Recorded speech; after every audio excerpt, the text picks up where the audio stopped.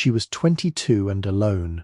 No home, no address, no family name anyone wanted spoken aloud, just a scorched canvas wallet and $15 she had saved by washing tavern windows after closing time, and with 5 of those dollars she bought a forgotten glass-blowing forge on the edge of East Toledo, in Lucas County, Ohio, a place the county records said had fallen off the fire inspection maps in 1987.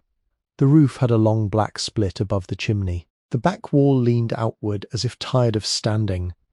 The county had condemned it since 1999 and was scheduled for demolition the following spring, but what nobody knew was that beneath the heat-cracked brick floor of the annealing oven, in a sealed iron compartment that had not been opened in over 30 years, was something that would change her life forever.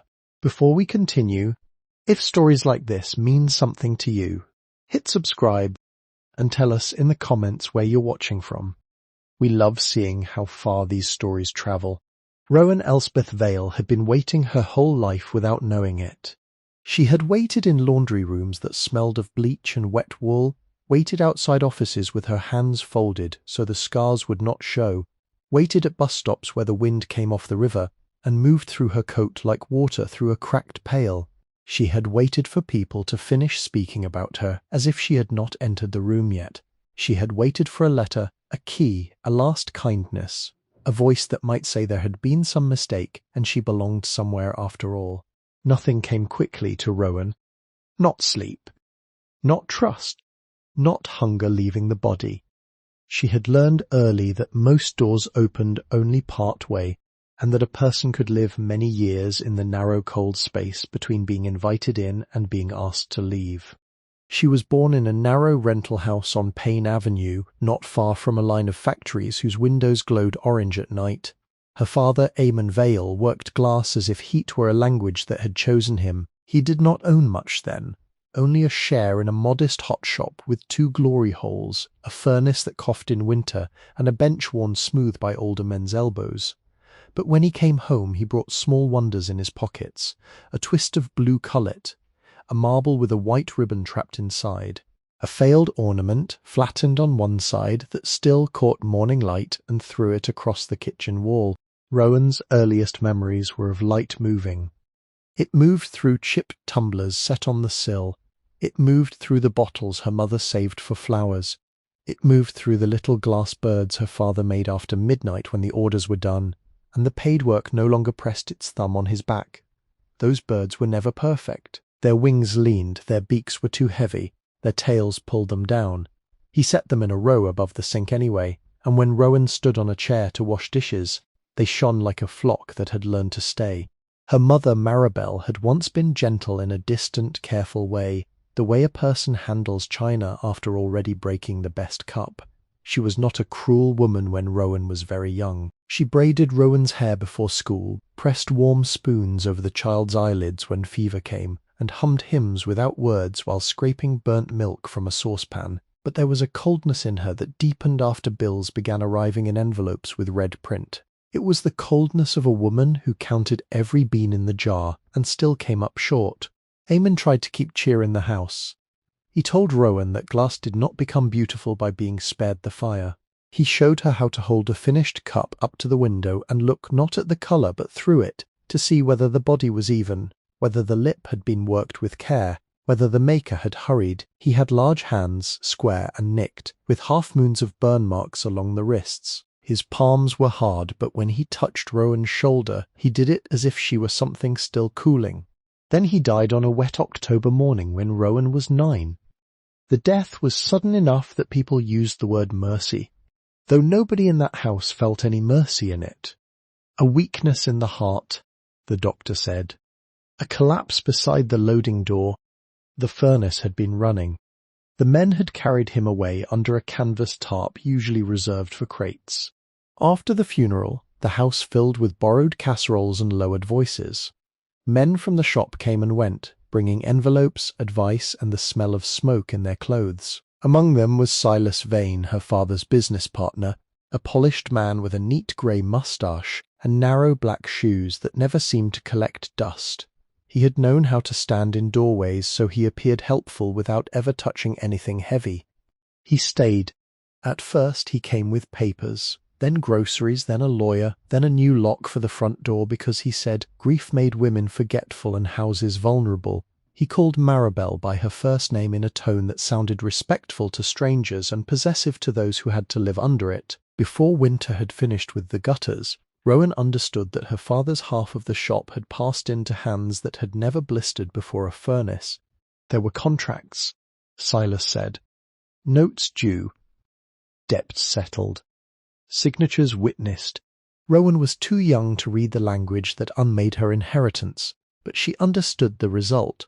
Her father's tools disappeared, his blowpipe rack emptied. The blue ledger in which he had written furnace temperatures, batch mixtures, customer names, and private notes on colour vanished from the desk drawer. Even the little row of glass birds above the sink was boxed away. Not broken, not thrown out, simply removed from sight, which to a child felt almost worse.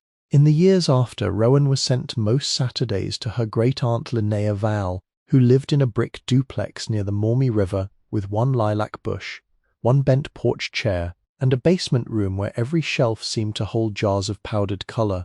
Linnea had been her grandfather's younger sister. Her back had curved with age, and cataracts clouded the edges of her eyes, but her hands remained exact. She had worked decorating glass in the years when Toledo still carried the smell of furnaces in its clothes, and she knew how to make a rose bloom inside a paperweight with tweezers, breath, and patience. Those Saturdays became the true calendar of Rowan's childhood. On Friday nights she set aside her school shoes, washed her hands twice, and packed the same cloth bag with a pencil, a hard-boiled egg, and the notebook Linnea had given her. On Saturday mornings she walked 6 blocks, rode 1 bus, transferred beneath a viaduct where pigeons kept caught in the beams, and reached the duplex before the church bells struck 10. Linnea always opened the door before Rowan knocked a second time. "Come in careful," she would say. "The day is not chasing us." They never rushed. Linnea brewed black tea in a brown pot and set out toast with butter spread to the edges. Then they went down to the basement where the air held the mineral scent of ground silica, beeswax, coal dust left from another decade, and lavender soap from the sink upstairs. There was no furnace there, only a torch, a kiln no larger than a hope chest, and wooden drawers labelled in Linnea's slanted hand: cobalt, manganese, copper, selenium, tin, gold chloride, keep dry.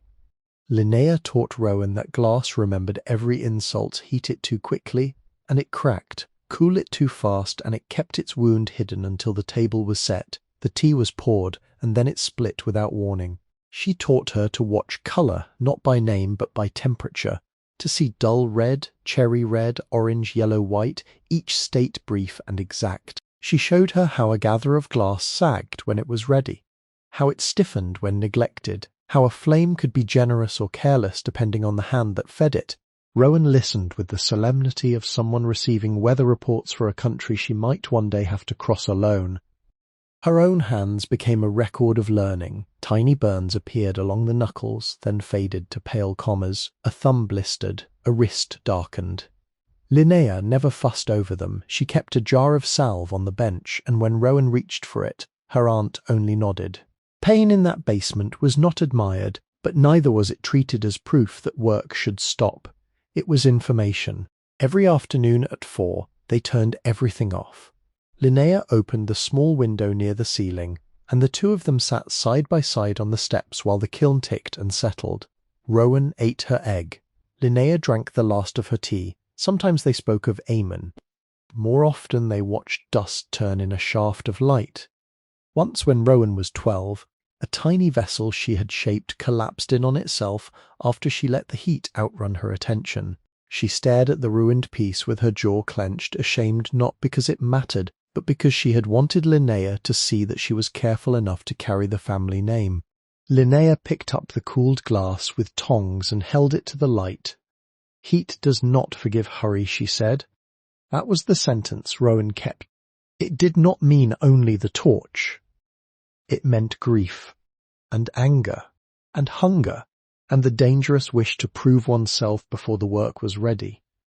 It meant a person could be ruined by reaching too soon for the shape she wanted. It meant waiting was not the same as surrender. Linnea died in late March when Rowan was 16. in a hospital room with no glass near the window except a vase of carnations somebody from church had brought, and nobody had arranged. Rowan sat with her through the last hours, holding the thin blue-veined hand that had guided hers over flame. Silas arrived after dark with Maribel, both of them speaking softly to nurses, both of them treating the death as a matter requiring signatures. The basement was cleared before Rowan was allowed to return. She found the duplex swept, the drawers emptied, the kiln gone, the labels torn away from the shelves. A cousin from Cincinnati had taken some furniture. A dealer had taken the tools. Silas said the powders were hazardous and had been disposed of properly. Maribel would not meet Rowan's eyes while he said it. Only one thing remained. Behind a loose stairboard, where Linnea had once hidden peppermints and spare quarters, Rowan found a folded scrap of kiln paper. On it, in the elder woman's hand, were 3 temperatures and one phrase, "Do not trust red until it clears." Rowan kept the scrap in her wallet, behind her father's only photograph. From then on, the house on Payne Avenue became less a home than a place where her body was stored between shifts. Silas had married Maribel by then. No one made a celebration of it. There was a courthouse mourning, a navy dress, a lunch of sliced ham, and a new brass nameplate fixed beside the mailbox before Rowan returned from school. Vain it read, in letters too clean for that porch. Silas did not shout. He did not strike tables or break dishes. He had no need for noise. His power came folded, dated, notarized, and placed in drawers. He could make a room colder by entering it with a document in his hand. He corrected Rowan's posture at supper. He told her which employers would not tolerate dreaming. He referred to her scars as unfortunate and to her father as impractical. When Rowan worked after school at a diner near the tracks, Silas required rent. When she earned tips, he called them household contributions. When she asked once about her father's shop, he smiled without showing teeth and said business was not an heirloom. The hot shop had been renamed Vane Industrial Glass by then, and the small signs of Amon Vale had been sanded away as if from a pane.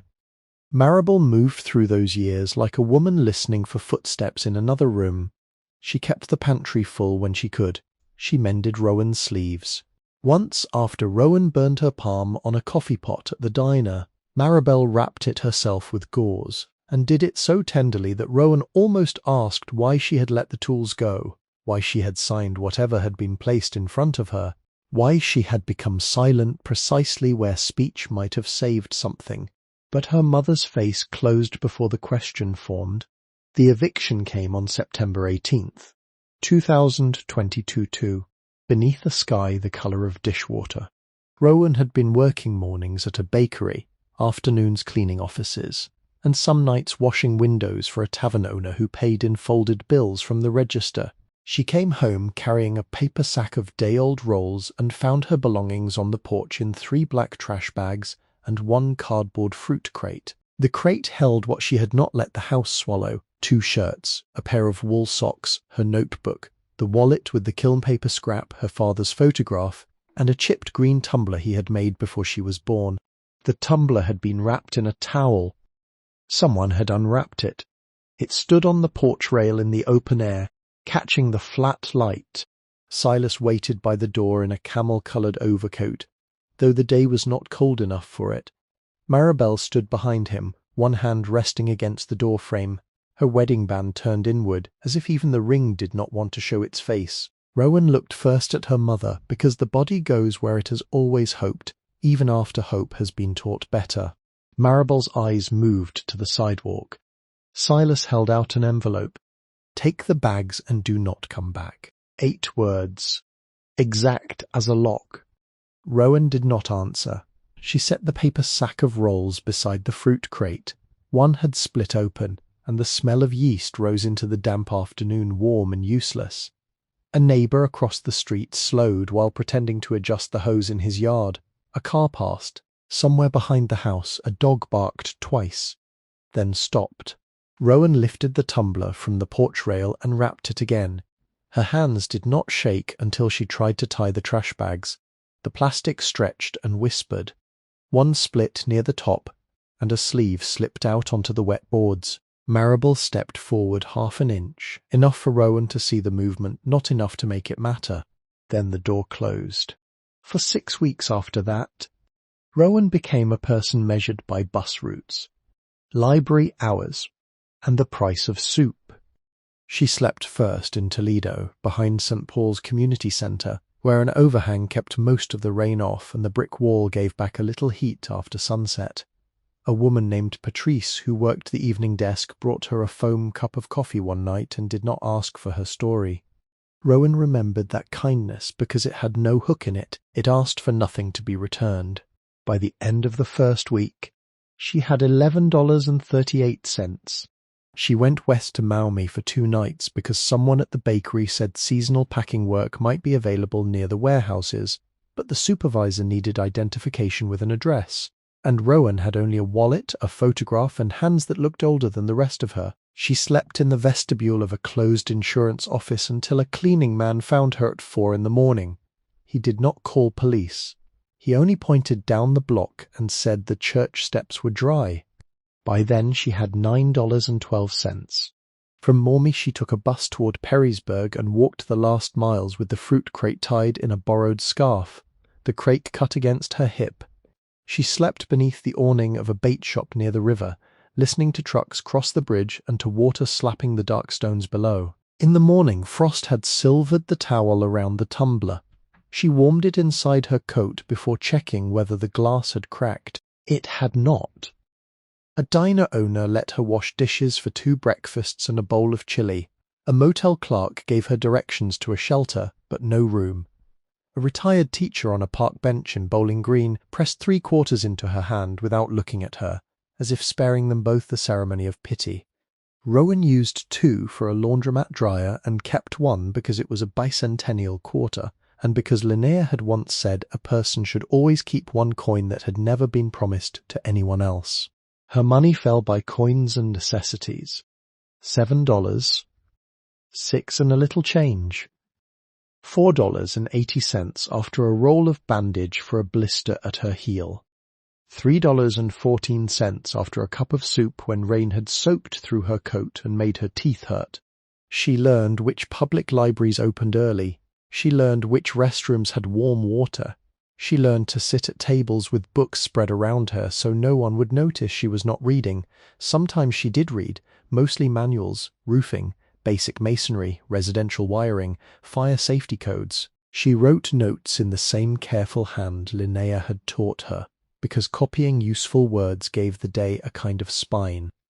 On the 41st day, she entered the Kent Branch Library in East Toledo because wind had come hard off the Maumee and her hands had gone too stiff to hold the crate handle. The building was warm enough to bring pain back into her fingers. She stood in the entry until the ache passed, then moved toward the newspapers where older men sat in their caps, reading the city as if it might improve by being watched closely.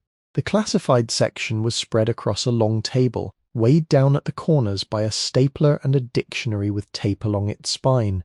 Rowan was not looking for property. She was looking for day work, cleaning, packing, sorting, anything that did not require an address before it allowed a person to earn one.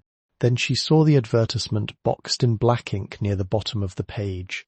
County Action Notice, Derelict Commercial Structure, Former Artisan Glass Forge, East Toledo Industrial Edge, Lucas County, as is, no utilities, no warranty, buyer responsible for code compliance, minimum bid $5, demolition pending.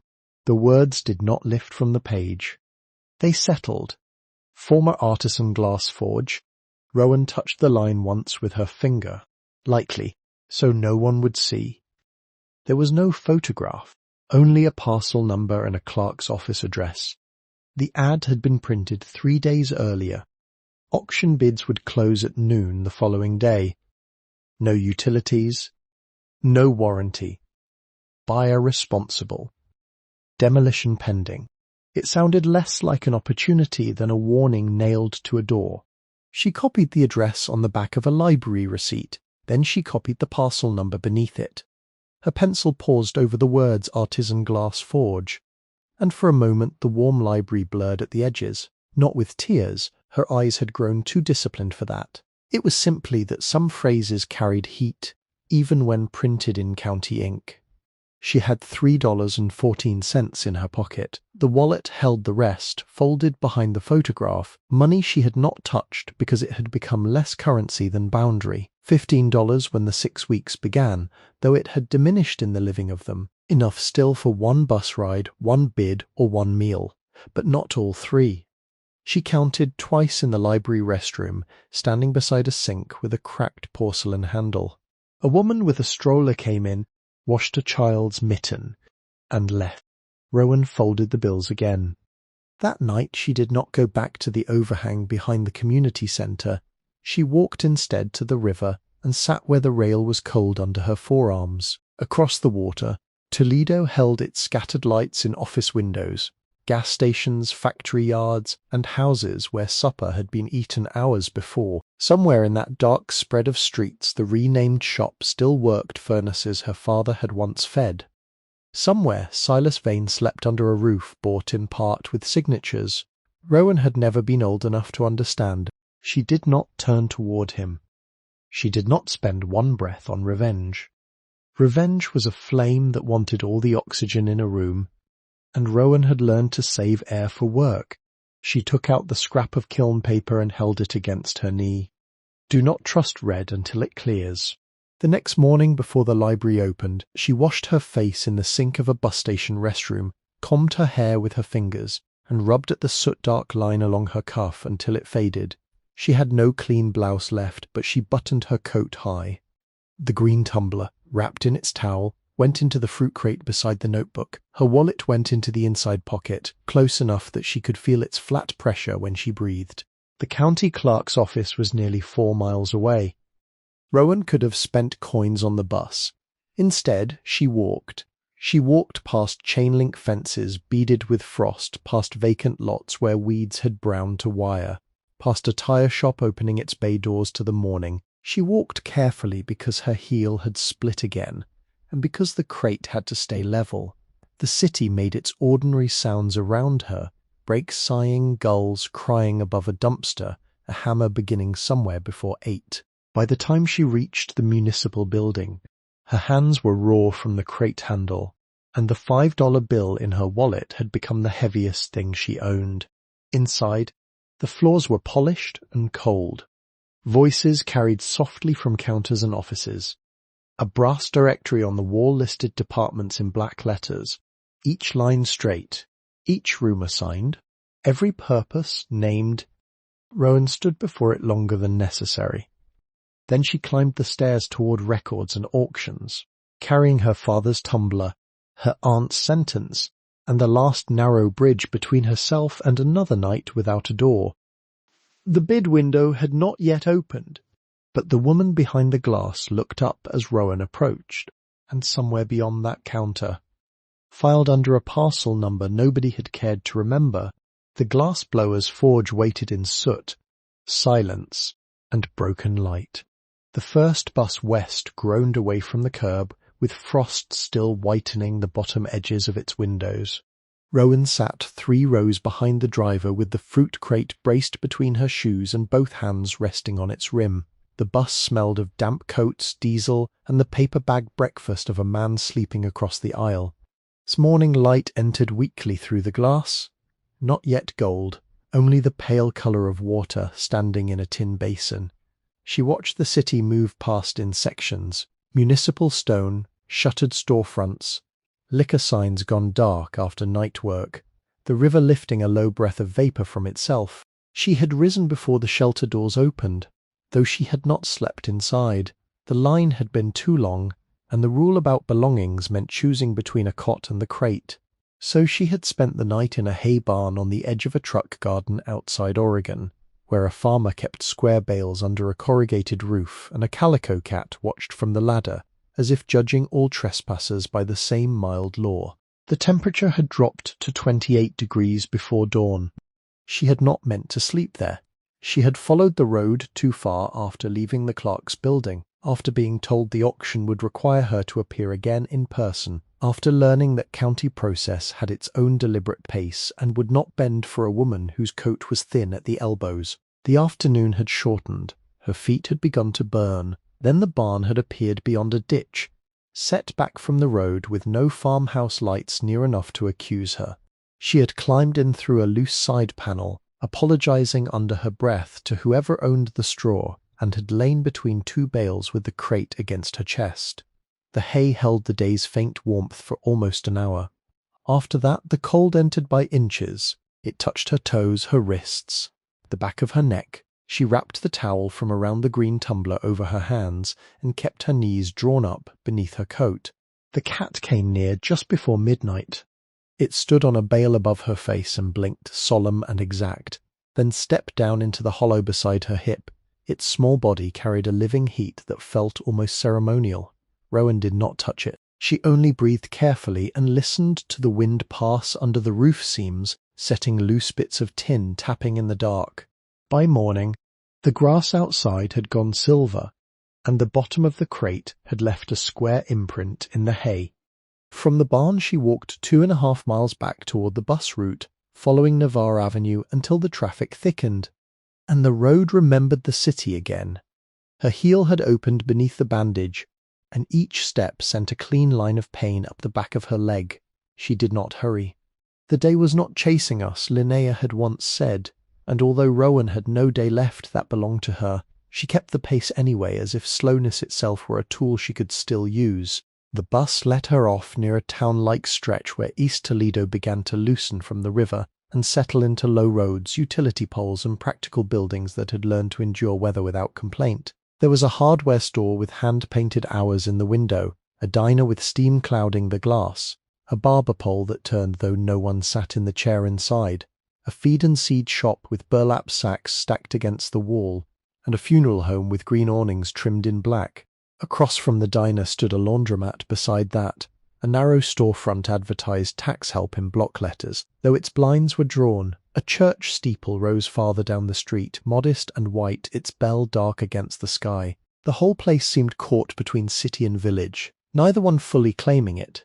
Trucks passed through without slowing. Men in work coats stood under the diner awning, speaking with their coffee cups held close to their chests. A woman swept salt from the threshold of the hardware store, making a slow, gritty music with the broom. Rowan stood at the corner long enough to learn the direction of the wind. The county clerk's satellite office occupied the first floor of a former savings bank, a square brick building with limestone trim and a brass night deposit slot, still set beside the door though the bank had been gone for years. Someone had taped a paper sign inside the glass. Permentist records, taxes, permits, action transfers. The lettering leaned downhill. Inside the air held the faint mineral smell of wet wool, copier toner, floor polish, and paper that had been handled by many patient hands. The ceiling was high. The bank counter remained, though the teller windows had been replaced with county glass and a little half-moon opening for signatures. A row of plastic chairs lined the wall beneath framed maps of parcels and flood zones. Fluorescent tubes hummed overhead with a tired insistence. Rowan removed her cap before approaching the counter. The woman behind the glass did not look up immediately. She was finishing a note in blue ink, her wrist moving in compact practiced strokes. She had iron-grey hair pinned in a low coil, a long face with soft jowls, and eyeglasses hanging from a beaded chain the colour of amber. Her sweater was the brown of walnut hulls. On the counter before her, fixed in a brass holder polished bright at the edges, was a nameplate. MRS. R.D.A. Pritchard. Lucas County Records. There were 3 rubber stamps beside her right hand, a stack of manila folders to her left, and a mug that read Lake Erie does not care in faded blue letters. When she looked up, she did not smile, but neither did she harden. "You are here for the auction transfer." "Yes, ma'am." Mrs.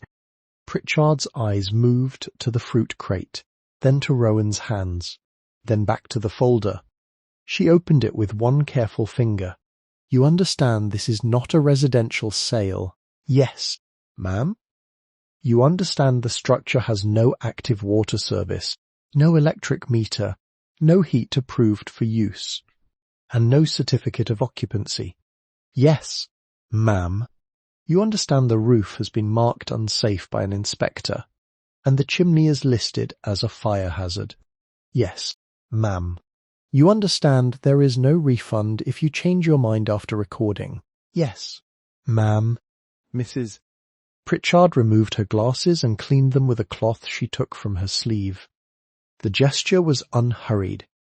It gave the words time to sit between them. You understand the county would rather see that building come down than answer for someone being injured inside it. Rowan kept her palms resting flat on the counter ledge. The scars across her knuckles were pale against the red cold of her skin. Yes, ma'am. The clerk put her glasses back on.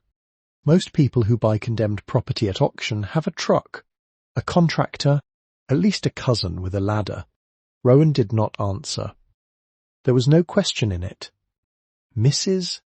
Pritchard studied her a moment longer, then drew the folder toward the opening in the glass. Name? Rowan gave it. The pen in Mrs. Pritchard's hand paused. Not long, only the length of one breath. Then she wrote the name on the transfer sheet in her even blue hand, each letter sitting upright as if it had been taught manners. Rowan watched the movement with the focused attention of someone afraid that one mistake might erase the whole morning. Vale, eh? Mrs. Pritchard said. Not as a question, exactly. Rowan nodded. The clerk turned a page, checked a parcel number against a ledger, then turned another page backward. Her eyes narrowed, but her voice remained plain.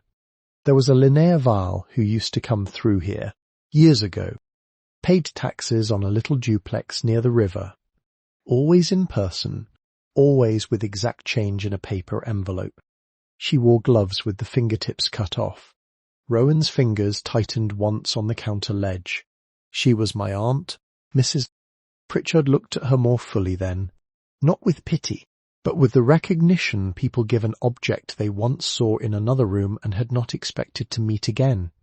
She brought glass buttons to the office one Christmas, made by hand. Blue ones, like rain when it is almost snow. Rowan could see them without having seen them, 12 buttons in a paper twist, each one with Linnea's exactness at its centre. She made things last, Rowan said. Yes, Mrs. Pritchard replied. That she did. The clerk's hand rested on the folder. A telephone rang in an office beyond the counter. Somewhere behind a partition, a printer began its little fit of labour and then fell silent. Mrs. Pritchard did not move toward either sound. I cannot advise you not to sign, she said. The county has already accepted your bid. I can only make sure you know what you're signing. I know enough. No, the clerk said, and her voice did not sharpen. You know some. Nobody knows enough when they sign for a ruin. Rowan accepted that. It sounded honest. Mrs. Pritchard slid the deed transfer through the half-moon opening, followed by a second sheet, then a third. She placed a black pen across them. Full legal name here. Mailing address, if any. Here, if none, write none at present. Initial the inspection waiver. Sign the acknowledgement that demolition may proceed if the required stabilization steps are not begun by the stated date. Date each page. Do not leave any line empty. Rowan bent over the papers.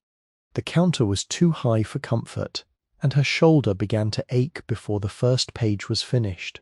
Her handwriting looked smaller than usual. The words none at present sat in the address line with a nakedness that made the room feel colder. She signed where told she initialed, where told she read each line before marking it, though some of the legal phrasing lay heavy and foreign on the page. When she reached the final signature, Mrs. Pritchard put one hand over the document before Rowan could return it. There is one more thing. Rowan waited. The parcel includes the structure and the land beneath it. It does not include any adjacent lot, alley access beyond the recorded easement, city-owned utility rights, Raw materials removed by trespassers before transfer. Anything fallen inside the walls after recording is your responsibility. Anything dangerous inside the walls is also your responsibility. Yes, ma'am. And if you sleep there, though I'm not telling you that you may, do not light any fire until the chimney has been cleared. Rowan looked at the clerk's hands. They were broad, capable hands with a wedding band worn thin at the bottom. I will not. Mrs. Pritchard held her gaze a moment, then nodded once. She took the papers back, aligned them against the counter with 3 taps, and turned to the brass stamp. The stamp was larger than Rowan expected, an aged office machine with a curved handle and a seal plate beneath. Mrs. Pritchard set the deed under it carefully. When she brought the handle down, the sound entered the room like a small verdict. Clack. She lifted the sheet. A raised county seal now pressed through the paper. Is it the picture of pictorial beneath Rowan's name? The clerk stamped the date in red. Then she stamped recording received in blue. Then she wrote a receipt by hand, tore it along a perforated edge, and slipped it through the opening. Directions, she said. From a drawer she took a photocopied map and marked it with a yellow highlighter. Out along Front Street until it bends. Cross the rail spur. You will see the drainage ditch first. Do not take the gravel road to the yard. That belongs to the aggregate company. Stay on the public shoulder until the chain link ends. There is a walnut tree with lightning damage. The forge sits beyond it, back from the road. The sign may still be hanging, unless the last storm took it. Rowan folded the map along existing creases. Mrs. Pritchard placed something else on the counter, a small envelope. The county receipt sat inside it, along with a copy of the deed and a list of emergency numbers. The clerk hesitated, then opened her drawer again. From somewhere beneath the tray of paper clips, she took out a dollar bill so creased and softened by handling that it looked more like cloth than money. This was left in the bid drawer, she said. No note. No claimant. I'm putting it toward the recording copy fee. Rowan looked at it. Mrs. Pritchard's face gave away nothing. That is not allowed, is it? The clerk slid the envelope through the opening. County offices have many drawers. Rowan took the envelope with both hands. She wanted to thank her, but the proper size of gratitude would not come. Words either grew too large or failed altogether. Mrs. Pritchard spared her the struggle. Start with the roof, she said. Then the chimney. Do not trust stairs until you have seen what holds them. If a floorboard sounds hollow, believe it. Rowan nodded, and Miss Vale, the name, spoken so formally, made her lift her head. Linnea once told me glass breaks loudest when it was cooled wrong years before. Mrs. Pritchard touched the deed envelope once with her forefinger. Take your time with this. Rowan held the envelope close against the front of her coat. Yes, ma'am? Outside the day had brightened without warming. The sun lay thin across the street, giving the parked cars hard white edges.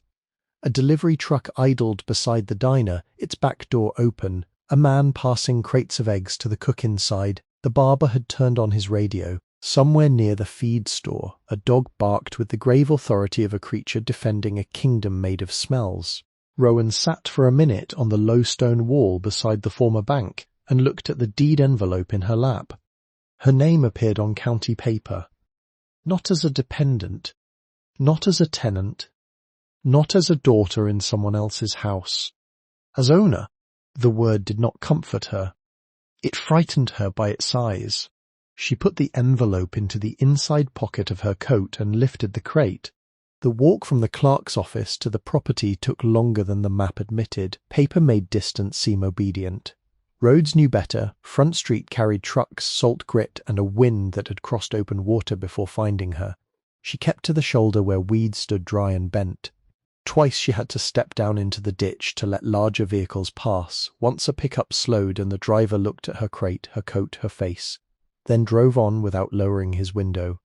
She crossed the rail spur just after noon. The tracks were brown with rust along the sides but polished bright on top, still used often enough to remain awake. Beyond them the neighbourhood thinned. Houses appeared in singles rather than rows, each with its own manner of endurance. One had blue shutters and a porch swing chained up for winter. One had 3 plastic deer left from Christmas, all facing different directions. One had a boat under a tarp, though no water was visible. At a mailbox shaped like a barn, an elderly man in a red knit cap stood beside a brown dog with a white muzzle. The dog barked once, then reconsidered. The man raised 2 fingers from his mitten. "You lost?" Rowan stopped at a respectful distance, looking for the old glass forge. He stared past her shoulder toward the bend in the road. "That place is no good." "Yes." "Roof is opened up." "Yes." "Coons in it." She nodded. The dog came forward, sniffed the air near the fruit crate, and gave Rowan the bored mercy of a creature who had smelled worse. The man pointed with his chin. "Walnut tree got struck by lightning. You see that? You went too far by about nothing. Path is half covered. Watch the ditch. Ground gives out on the left. Thank you." He looked at her shoes, then at the crate, and his face shifted in a way too small to name. "You got business there?" "Yes." He accepted this because country people, even on the edge of a city, often respected a statement that did not decorate itself. "Then mind the nails," Rowan continued.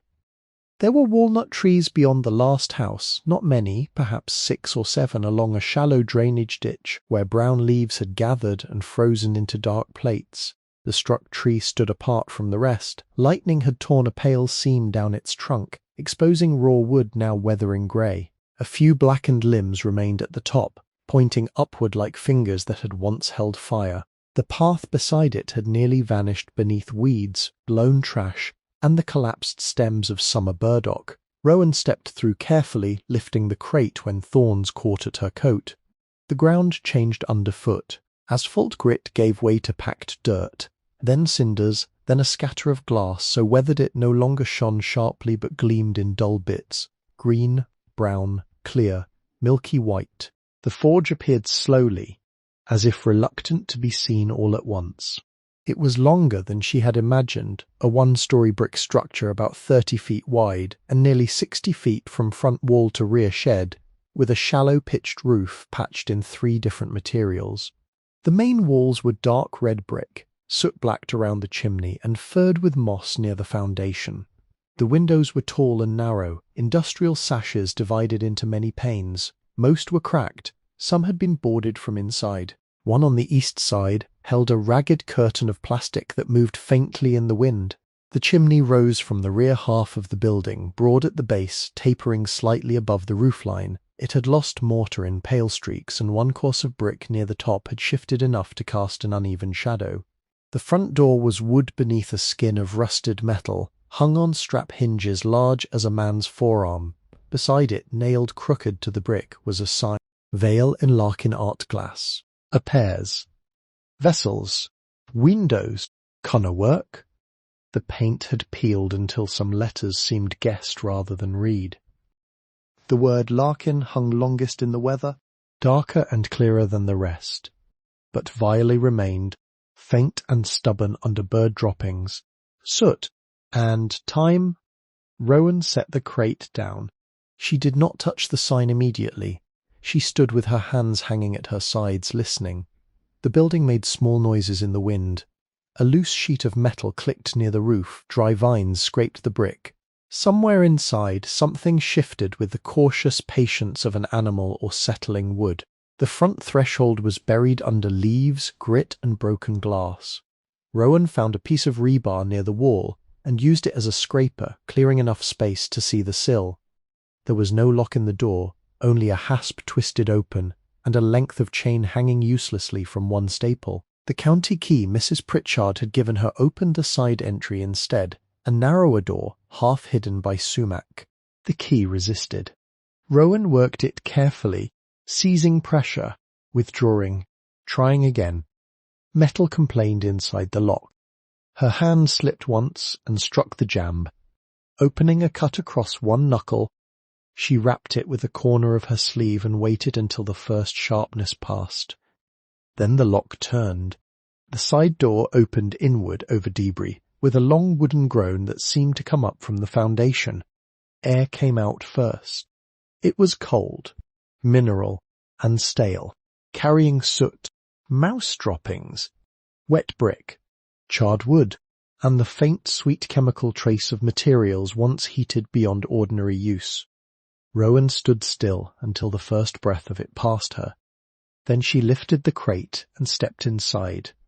The front room had been the selling room once. She could tell by the counter, though it had collapsed in the middle and lay bowed like an exhausted animal. Shelves lined two walls, their brackets rusted, their surfaces filmed with grey dust. A few glass pieces remained, not valuable, perhaps not even finished. A green bowl with a cracked lip, 3 cloudy beads and a saucer, a paperweight gone white inside from some failure of cooling. The floor was concrete near the door and brick farther in, with loose grit underfoot that shifted like coarse sugar. Light entered through broken panes in narrow bars. It touched soot on the walls caught in spiderwebs and brightened the edges of every shard on the floor. There were thousands of them, some sharp and fresh from vandalism, some rounded by years of damp. Rowan moved as Linnea had taught her to move in a room where injury waited without malice. Slow, balanced, looking before weight. Against one wall stood a display cabinet with its glass missing. Inside, a faded label had curled at the corners. Ruby overlay, hand-cut, 1948. The object named by the label was gone. She set the crate on a patch of floor she tested first with her shoe. Then she went back to close the side door. It would not latch, so she dragged a length of timber across it and wedged the end against a broken floor socket. The back room waited beyond a wide opening framed by blackened brick. If the front room had held the memory of customers, the back room still held the work. Here the ceiling rose higher, the main furnace sat cold and broad in the centre, its mouth sealed with a warped metal plate. 2 glory holes stood to the left, both dark, both ringed with old heat marks. A Marva table leaned on one damaged leg. Pipe racks ran along the wall, empty in places, occupied in others by rusted rods and bent punty irons. There was a wooden bench with its seat polished by generations of workers, though one end had split where water had found it through the roof. The annealing oven stood against the rear wall.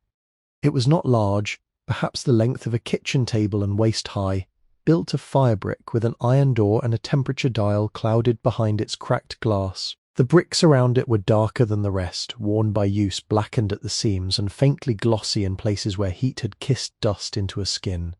Rowan looked at it longer than the other things, though she did not know why. A drip sounded somewhere beyond the furnace. Then another.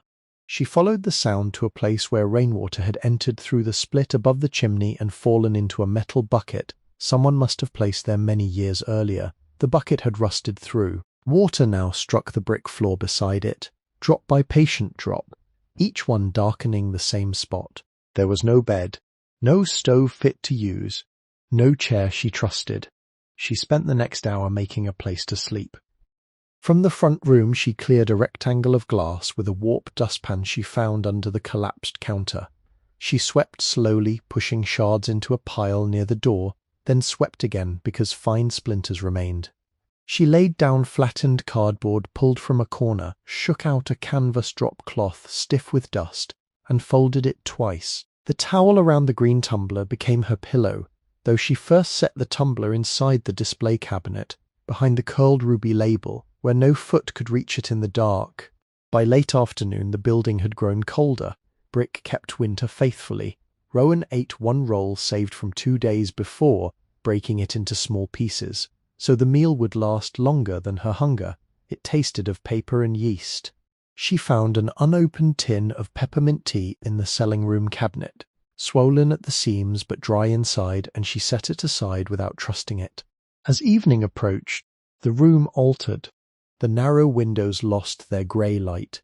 The broken panes became black. Every object seemed to step closer in the dimness: the counter, the furnace mouth, the empty pipe rack, the oven door with its clouded gauge. The sounds outside changed as well. Trucks became fewer.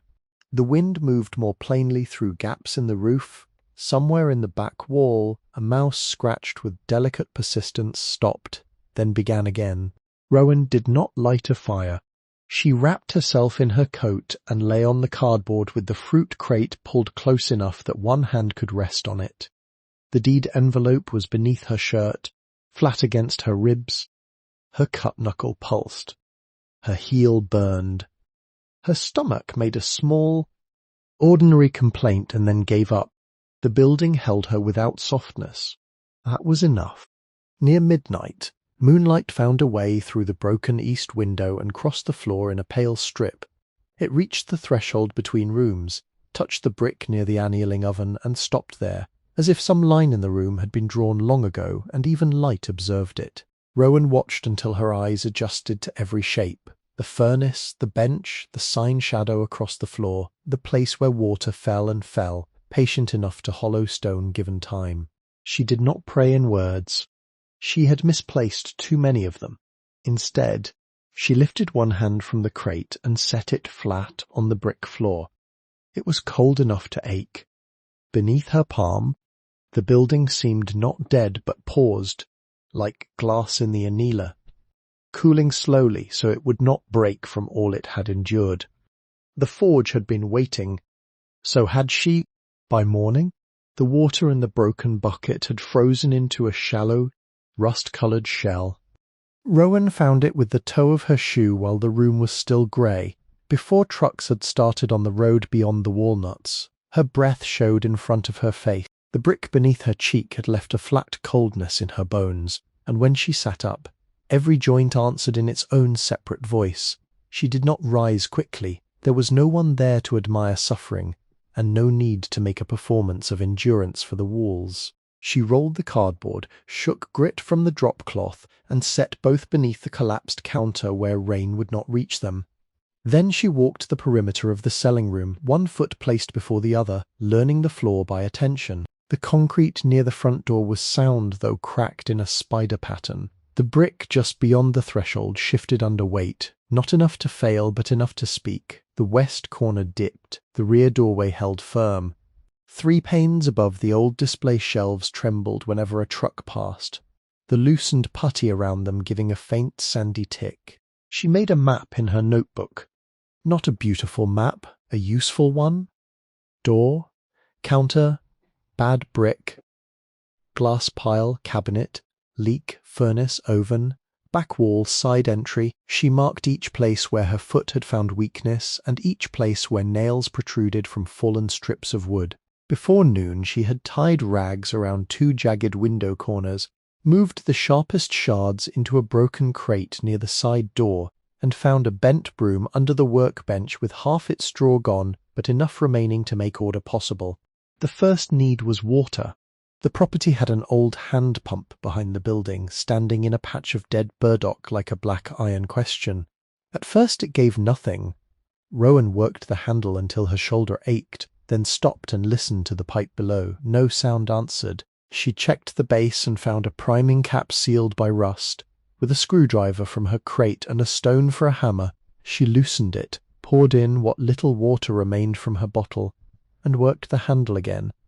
The pump coughed. A brown thread ran from the spout, then stopped. She waited, as Linnea had taught her to wait over flame with attention rather than wish. Then she pumped again, slowly.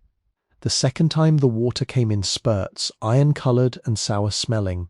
She filled the bottle, dumped it away, filled it again, dumped it, and kept on until the stream ran clearer. She did not drink until she had boiled it in a dented kettle she found in the back room, balancing it over a little alcohol stove someone had left years before with half a can of fuel still sealed beside it. The outhouse stood farther back, nearly swallowed by sumac, its door hanging by one hinge and its crescent moon cutout packed with spiderweb. Rowan cleared the path with a length of pipe, not because dignity required it, but because illness was expensive in ways she could not afford. The seat was cracked, the floor held. She spread lime from an unopened garden bag in the shed, washed her hands afterward in water that smelled faintly of iron and leaf mould, and decided the building was not kind, but it could be negotiated with. For 3 days she lived by such negotiations. She learned which floorboards complained without failing. She learned the hour at which sunlight entered the east windows and reached the pipe rack. She learned that the side door would swing inward if wedged with brick, but slam hard at noon when the wind turned. She learned that mice used the wall behind the annealing oven but avoided the centre of the room, and that raccoons had once nested in the rear shed but had moved on, leaving prints in dust and one striped hair caught in a splinter. She did not touch the furnace except to sweep around it. The chimney came first in the list Mrs. Pritchard had planted in her mind. But cleaning a chimney required tools. Tools required credit, money, or mercy. Rowan had little of the first two and did not trust the third, though it had begun appearing in small, inconvenient forms. On the third afternoon, she walked back toward the town stretch with a written list folded in her pocket and the least cracked glass bead from the front cabinet wrapped in paper. She intended to sell it if anyone would buy a thing so modest.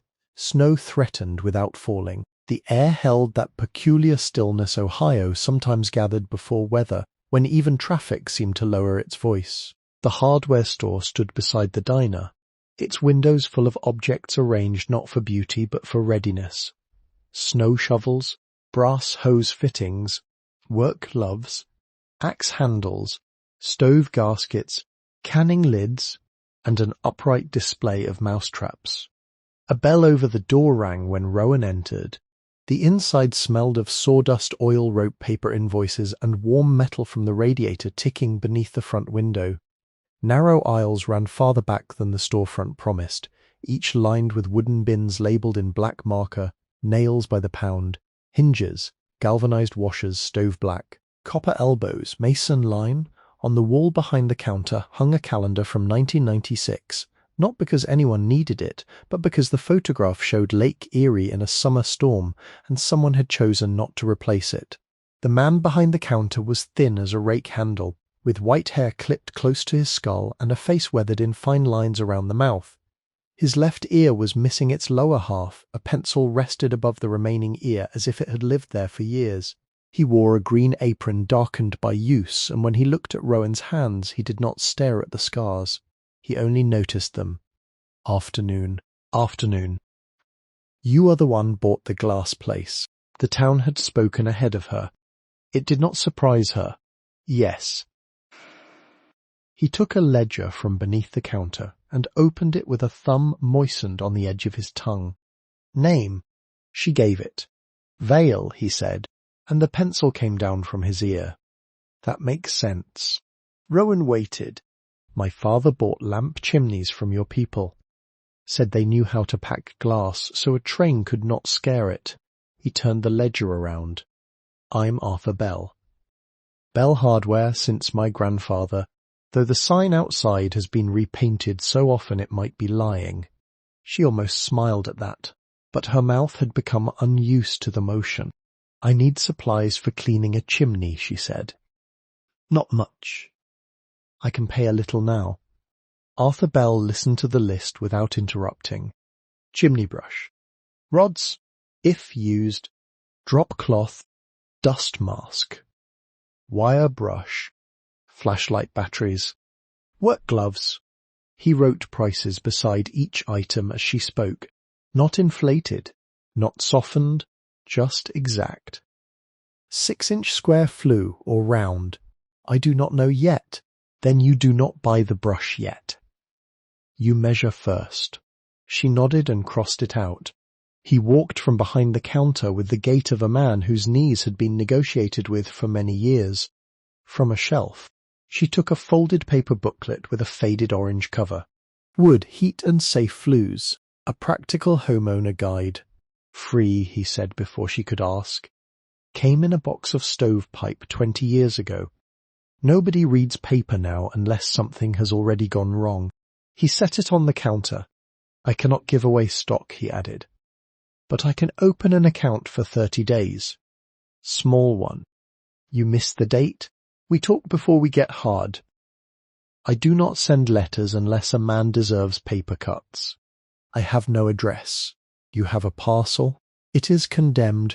A condemned parcel is still a parcel. She unfolded the glass bead and placed it on the counter. It was pale green, no larger than a bean, with a trapped bubble slightly off-centre. I can leave this. Arthur Bell looked at it, then at her. That would not cover much. I know. He pushed the bead back toward her with one finger.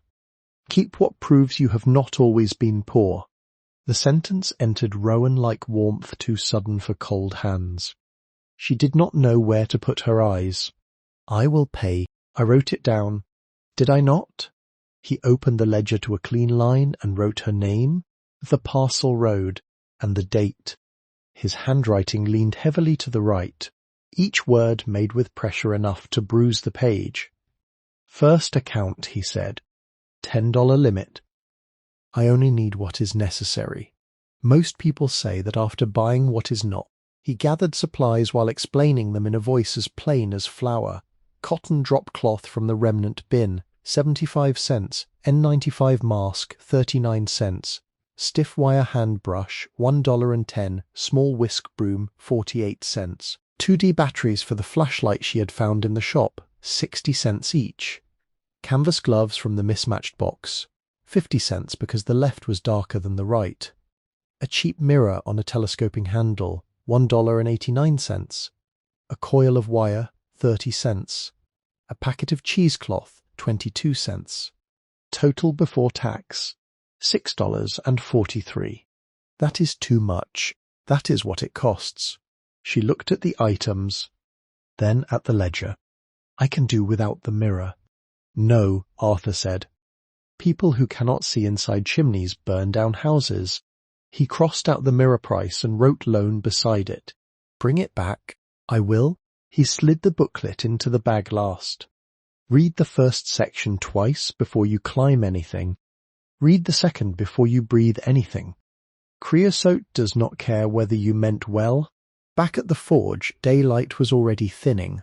Rowan did not begin the chimney that evening. She sat on the floor near the selling room window wrapped in her coat and read the booklet with both hands because the pages were stiff and the room was darkening. It explained draft, soot, creosote, flue tile cracks, smoke shelves, animal nests, chimney caps, clearance to combustibles, and the particular danger of old systems used after long neglect. She copied words into her notebook. Stage 3 creosote, shiny, tar-like, highly combustible, spalling brick face flaking from moisture and freeze. Smoke test only after inspection. Do not assume daylight means open passage. The next morning she measured the flue. There was no safe ladder, so she did not climb the roof. She worked from below first, opening the clean-out door behind the chimney base after scraping away rust and soot with the wire brush. A dry fall of black flakes came out, followed by 2 dead wasps, a mouse skull, and a compacted wad of leaves. She spread the drop cloth under the opening, tied cheesecloth over her hair, fixed the mask to her face, and began removing debris by hand with the mismatched gloves. The smell was bitter and ancient. Creosote clung to the inside surfaces in ridges, not shiny enough to be the worst kind, but hard black and layered from years of fires no one had tended properly. She used the mirror and flashlight to look upward. The beam caught rough flue tile, a narrowing where something had lodged, and a seam of pale mortar dust. She marked the trouble in her notebook. Then she straightened, coughed once into the mask, and went back in. She made tools because she had none. A rusted length of threaded rod from the workroom became a scraper after she wired a bent strip of metal to its end. A broom handle split at the tip held the wire brush with 2 twists of salvaged copper. She worked from the clean-out, then from the firebox opening, then from a removable panel she discovered after 2 hours of patient brushing along the side wall. Each position changed the angle. Each angle released more soot. The work took 9 hours the first day and 6 the second. It was not dramatic work, it was black work. It filled the creases of her hands, the edges of her nostrils, the bend of her arms. Every time she thought the passage must be clear, The mirror showed another ledge, another clot, another old nest packed with straw and hair. She did not force the rod. She did not strike brick with anger. She scraped, brushed, withdrew, dumped, inspected. She used the shop vacuum she found beneath a tarp only after repairing its cord with electrical tape from Arthur's bag and testing it outside away from anything dry. By the time she finished, 2 buckets held soot and debris. Her mask was grey-black. Her throat felt lined with ash, though she had kept it covered. The flue, seen through the mirror, was not good, but it was open. More repair would be needed before Winter could truly be trusted. For now, a careful fire in the smallest stove might be possible. She waited one more day. That day she swept the front room again, carried broken glass outside in coffee cans, washed the green tumbler with boiled water, and set it on the counter where morning light could find it. Then, near sunset, she gathered shavings from a split-packing crate, 3 dry twigs from beneath the rear shed roof, and 1 small piece of hardwood no thicker than her wrist. She opened the draft, she checked the flue with the mirror. She set the kindling in the little iron stove beside the selling room wall, the one least cracked and least ambitious. The match was from a booklet advertising a diner no longer in business. It took 3 tries. Her fingers had gone stiff, and the first match broke. The second flared and died in the draft. The third caught the shavings with a small yellow tongue of flame that seemed shy at first, then deliberate. Rowan crouched before it without moving closer than was wise. Smoke lifted, hesitated, then drew upward into the pipe instead of entering the room. She watched for 10 minutes, then 20. When the first modest coal bed formed, she set the dented kettle on the stove and warmed water for tea she did not trust from the old tin, but drank anyway after boiling. She made a meal from 2 potatoes. Arthur Bell had tucked into her supply bag without listing them, and a pinch of salt found in a tin whose lid had rusted but held. The potatoes cooked slowly, unevenly, blackening where the pan touched too much heat. She ate them with the seriousness of a person receiving wages. Warmth entered the room by degrees. It did not fill the forge. It made only a small circle near the stove. But that circle changed everything. Shadows loosened from the corners. Her hands stopped aching. The green tumbler on the counter gathered the firelight and held it in one curved side. A private ember. After the meal, she began the inventory of the workroom, not with excitement, with method. She numbered pages in the notebook. She drew columns, item, condition, possible use, danger. She started at the left side of the doorway and moved clockwise. Empty pipe rack, 12 slots, 6 rods present, 2 bent beyond use, 4 salvageable after rust removal. Wooden bench, split east end, seat sound vise attached but frozen. Marva table, steel top rusted, 1 leg unstable, surface usable if cleaned. Glory hole 1, cracked outer ring, do not use. Glory hole 2, missing handle, do not use. Furnace, sealed, no inspection, do not use. Annealing oven, exterior intact. Gauge clouded, cord absent, firebrick worn. Do not use. She wrote those last 3 words often. Do not use. Shelves along the rear wall held more than she had first seen. Iron moulds for small bottles. A paddle blackened and split. Jacks with tips worn uneven. Shears with 1 hinge stiff but not ruined. Tweezers 3 sizes, calipers. A wooden block soaked years ago and dried into a warped curve. Newspapers from 1989 wrapped around nothing. A cracked bucket of cullet, mostly green and brown. A jar labelled cobalt that held only blue dust in the bottom seam. A box of respirator cartridges long expired. 2 leather aprons stiff with age. A pair of didymium glasses with 1 lens scratched but whole. She held the glasses for a while. Linnea had worn a pair like them when working close to flame, the lenses turning the bright sodium glare into something the eye could bear. Rowan wiped them with the edge of her shirt, set them in the keep pile, and continued. The rear cabinet was swollen shut. She worked the drawer edges with a putty knife little by little, until the first gave way with a sigh. Inside were invoices browned at the edges, a pencil shaved down to a stub, 3 brass screws, and a paper packet of gold leaf fused into useless flakes by damp. The second drawer held kiln furniture, posts, shelves, setters, a cracked cone plaque. The third would not open at all. Near dusk, she reached the annealing oven. She had avoided it without naming the avoidance. It sat square against the rear wall, patient and dark, its iron door streaked with rust where water had once run from the roof split. She ran her hand along the edge, not pulling, only feeling the hinges, the latch, the outer brick. The oven had been built heavier than necessary for the modest chop, with a double layer of fire brick and an iron skirt bolted along the base. The floor before it was brick, but not like the other floor bricks. Rowan frowned. The workroom floor was uneven in many places, yet this rectangle felt deliberate. She swept it clean. 6 courses of refractory brick sat before the oven, paler than the surrounding brick, their edges slightly tighter, their surfaces less worn by foot traffic. She tapped one with the handle of the wire brush. A flat sound answered. She tapped the next, duller. The third gave back a faint hollow note, not loud, not theatrical, only different enough that her hand stopped in the air. She looked toward the windows. Evening had nearly gone. The sensible thing was to leave it until morning. Sensible things often sounded like Linnea. Heat does not forgive hurry. Work does not become safer because curiosity is awake. She marked the brick with chalk and went to make her sleeping place. The next morning she returned before eating. Sound first, she tapped each brick with the wooden handle and wrote the response in her notebook. Solid, solid, hollow, hollow, solid, hollow, then weight. She pressed downward with both hands, no shift. She stood on each brick carefully, feeling through her soles. The third held but answered differently, a faint give beneath its silence.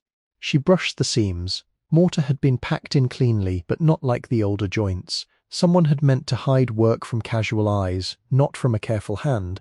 She took the putty knife from her pocket and worked a corner. Nothing. She tried another seam, then another. At the rear edge, where the brick met the iron skirt of the oven, the blade slid deeper. Not mortar. Ash and packed dust. She scraped slowly, clearing a line no wider than a pencil. Beneath the dust was cedar. A disc of cedar, thin and dark with age, set flush beneath the edge of the brick. Rowan sat back on her heels. The room seemed to grow aware around her. She did not pry at once.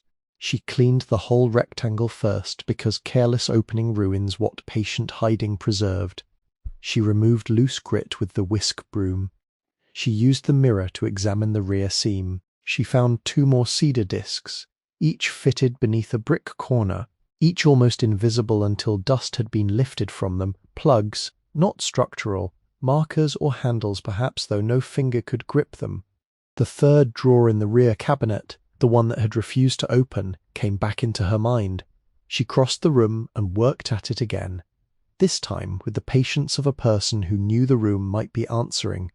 After 20 minutes, the drawer freed itself an inch, then 2, then opened with a hard jerk that made her step back.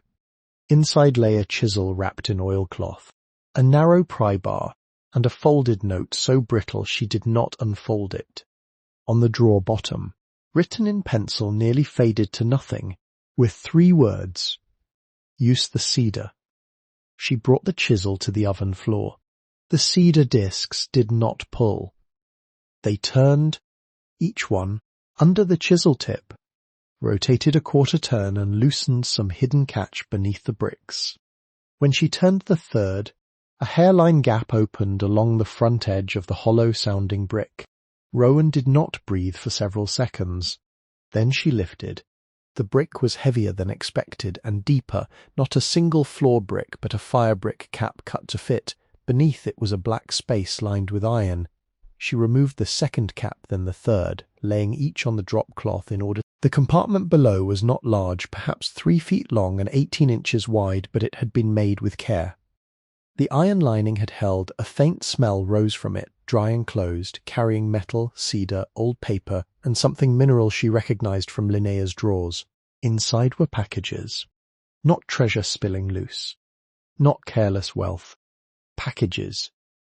The first was wrapped in waxed canvas tied with cotton cord. Rowan lifted it with both hands and set it on the bench. The second was a narrow wooden case, blackened on the outside but sound. The third was a tin box sealed around the edge with dark wax. Beneath those lay 2 cloth bundles, a leather roll, and a flat packet of papers protected between sheets of mica. At the bottom, wrapped separately in oiled paper, was a long envelope tied with blue thread. She did not open the envelope. Not yet.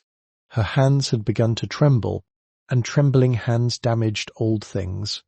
She made tea. She washed. She waited until noon light entered fully through the east window, and the room had warmed by 2 degrees around the stove. Then she opened the packages one at a time, using a knife only where the knots could not be saved. The waxed canvas held tools. Not her father's, not Linnea's, but older, jacks with ebony handles worn to the shape of a hand no longer living. Diamond shears bright beneath a skin of oil, a blowhose coiled carefully, tweezers so fine their tips met like thought, a small brass mould engraved with a pattern of leaves, a pontil rod cut down for delicate work. Each piece had been cleaned, oiled, and wrapped by someone who believed another hand would come. The wooden case held colour. Small sealed vials nestled in sawdust and cotton, cobalt blue, copper green, manganese purple, silver stain, selenium red, uranium custard marked with a warning in a careful hand, and at the centre, in a vial no larger than Rowan's thumb, a ruby mixture labelled with 3 words that made her sit very still. Gold ruby bat. She knew enough to understand the weight of it. Real ruby glass did not come from common red pigment. It came from gold, heat, timing, chemistry, patience, and the kind of knowledge families once guarded because their bread depended on colour no neighbour could copy. Linnea had spoken of it only twice, and both times with respect. The flat packet between mica sheets held formulas. Not one. Many. Recipes written in different hands across decades. Ratios of silica, potash, lead, borax, lime, notes on striking colours after reheating, timmings for annealing thick vessels, corrections in margins, warnings, temperatures, a formula for a blue that would remain clear in gaslight, a green meant for church windows, a milky white for lamp shades. The ruby notes were the longest revised over and over, each line exact enough to feel alive beneath the ink. The tin box held money. At first Rowan did not understand how much the bills were stacked in packets, some old enough to look unfamiliar, some newer but still decades out of ordinary circulation. There were bank envelopes from Toledo, Mormie, and Cleveland. There were rolls of coins wrapped in paper sleeves browned by age. There was a small cloth sack tied with red thread. She counted because the room required truth. Not wonder. 10s, 20s, 50s, hundreds, bills from series years long past, some silver certificates, some Federal Reserve notes, all dry and flat from careful storage. She made columns in the notebook. She counted each packet twice. Then she opened the coin rolls, Mercury dimes, Roosevelt silver dimes, Washington quarters from before 1965, Walking Liberty $half, their surfaces worn pale at the high points, Franklin halves, a few Morgan silver dollars in the cloth sack, 2 peace dollars, 1 gold coin in a paper fold, a $5 half eagle dated 1908, the Indian head worn but clear. At the bottom of the tin lay a medal on a frayed ribbon, purple and bronze, heart-shaped, bearing the profile of George Washington. The engraving on the back was shallow but legible after she breathed on it and wiped it with the corner of her sleeve. Thomas E. Vale, 1944. Rowan set it down apart from the money. She counted again. The total came to $47,083. The 83 cents was mostly pennies dark with age, 3 nickels, and a dime gone nearly black at the rim. She wrote the number in her notebook, then placed the pencil down carefully because her hand was no longer steady. $47,083 sat on the workbench in paper, coin, and metal in a building with no approved heat, no safe roof, and no bed. Outside, A truck passed on the road. Ordinary and unaware, Rowan did not laugh, she did not cry, she did not gather the money against herself or make promises to it. She began putting it back as she had found it, packet by packet, roll by roll, cloth sack beside the envelopes, metal wrapped in clean paper, but not hidden beneath currency. The long envelope tied with blue thread remained on the bench. Her name was not on it. No name was. Only a sentence written across the front in brown-black ink. For the one who opens after the heat has passed. She touched the thread once. Then she withdrew her hand. The light had shifted toward evening, and she had been inside Discovery too long. The room smelled of old metal and opened cedar, of formulas released from their sleep, of soot stirred by her knees. The forge seemed crowded now, though no one had entered. Ancestors were too large a word for what she felt. She did not claim them. She only felt the work of hands that had wrapped, labelled, counted, protected, and waited without knowing whether anyone would come. She left the envelope unread. Outside, the cold met her face cleanly. She walked past the struck walnut, past the ditch, and down toward the low wetland beyond the property where winter water stood among cattails and broken reeds. The sky had cleared, a thin moon rested over the road, ice edged the shallows, but the centre water remained open, black and faintly moving. Rowan stood with her hands in her coat pockets and watched the surface until the last light left it. A mallard moved somewhere in the reeds, unseen except for the widening rings it made. The rings crossed the black water, touched the ice and vanished. Farther off, the town gave its small evening sounds, a dog, a truck, a train coupling with a distant iron knock. Behind her, the forge held its opened compartment and unread letter, its hidden money and rarer knowledge, its cold oven built around a secret that had survived weather, neglect, and men who believed paper could carry everything away. She stayed outside until her feet numbed. Only then did she return, not to read, not to decide, but to place the packages in order, bank the little stove, and lie down beside the workbench with the envelope still tied. The forge had been waiting. So had she. Morning came without colour, only a thinning of darkness along the broken east windows. Rowan woke before the first truck passed on the road. For several minutes she did not move. The little stove had gone cold in the night, and the room had returned to its stored winter, but the workbench held another kind of heat. The tied envelope lay where she had left it, parallel to the edge, its blue thread dim in the grey light. Beside it sat the medal, wrapped now in clean paper, and the mica-protected formulas stacked square beneath one of the old shears to keep the corners flat. She rose carefully, as if sudden motion might disturb whatever had entered the room. The envelope was heavier than paper should have been, not thick, heavy. Age had stiffened it, and the ink across the front had browned where the nib once pressed hardest. For the one who opens after the heat has passed. Rowan held it beneath the window and studied the handwriting. She did not know it. Still something in the slant of the letters stirred recognition, as if Linnea's careful script had come from an older river, and this was its spring. The capital F leaned forward. The lowercase h rose too high. The final D in past closed on itself like a latch. Rowan washed her hands in water that had been boiled the night before and cooled in the kettle. She dried them on the cleanest part of her shirt. Then she sat at the bench, untied the blue thread without cutting it, and opened the envelope along a seam already loosened by time. Inside was a letter folded in thirds around two smaller pages of formulas, and a pressed sprig of something that had once been green. The letter began in a steady hand. My dear one, whoever you are, if you have found this, then the oven held and the fire did not take what I could not carry. I'm writing at the table in the front room of the forge on the 17th day of November 1953, with my hands wrapped in wool because the coal is low and I am saving the last of it for night. Dr. Ansel Whitcomb at Mercy Hospital in Toledo has told me plainly that the blood sickness has moved beyond his skill. I thanked him for plainness. A body can endure much when it is not asked to pretend. My name is Elsbeth Marion Vale Larkin, born in 1898 in Toledo, daughter of Samuel Vale and Ruth Brenner Vale.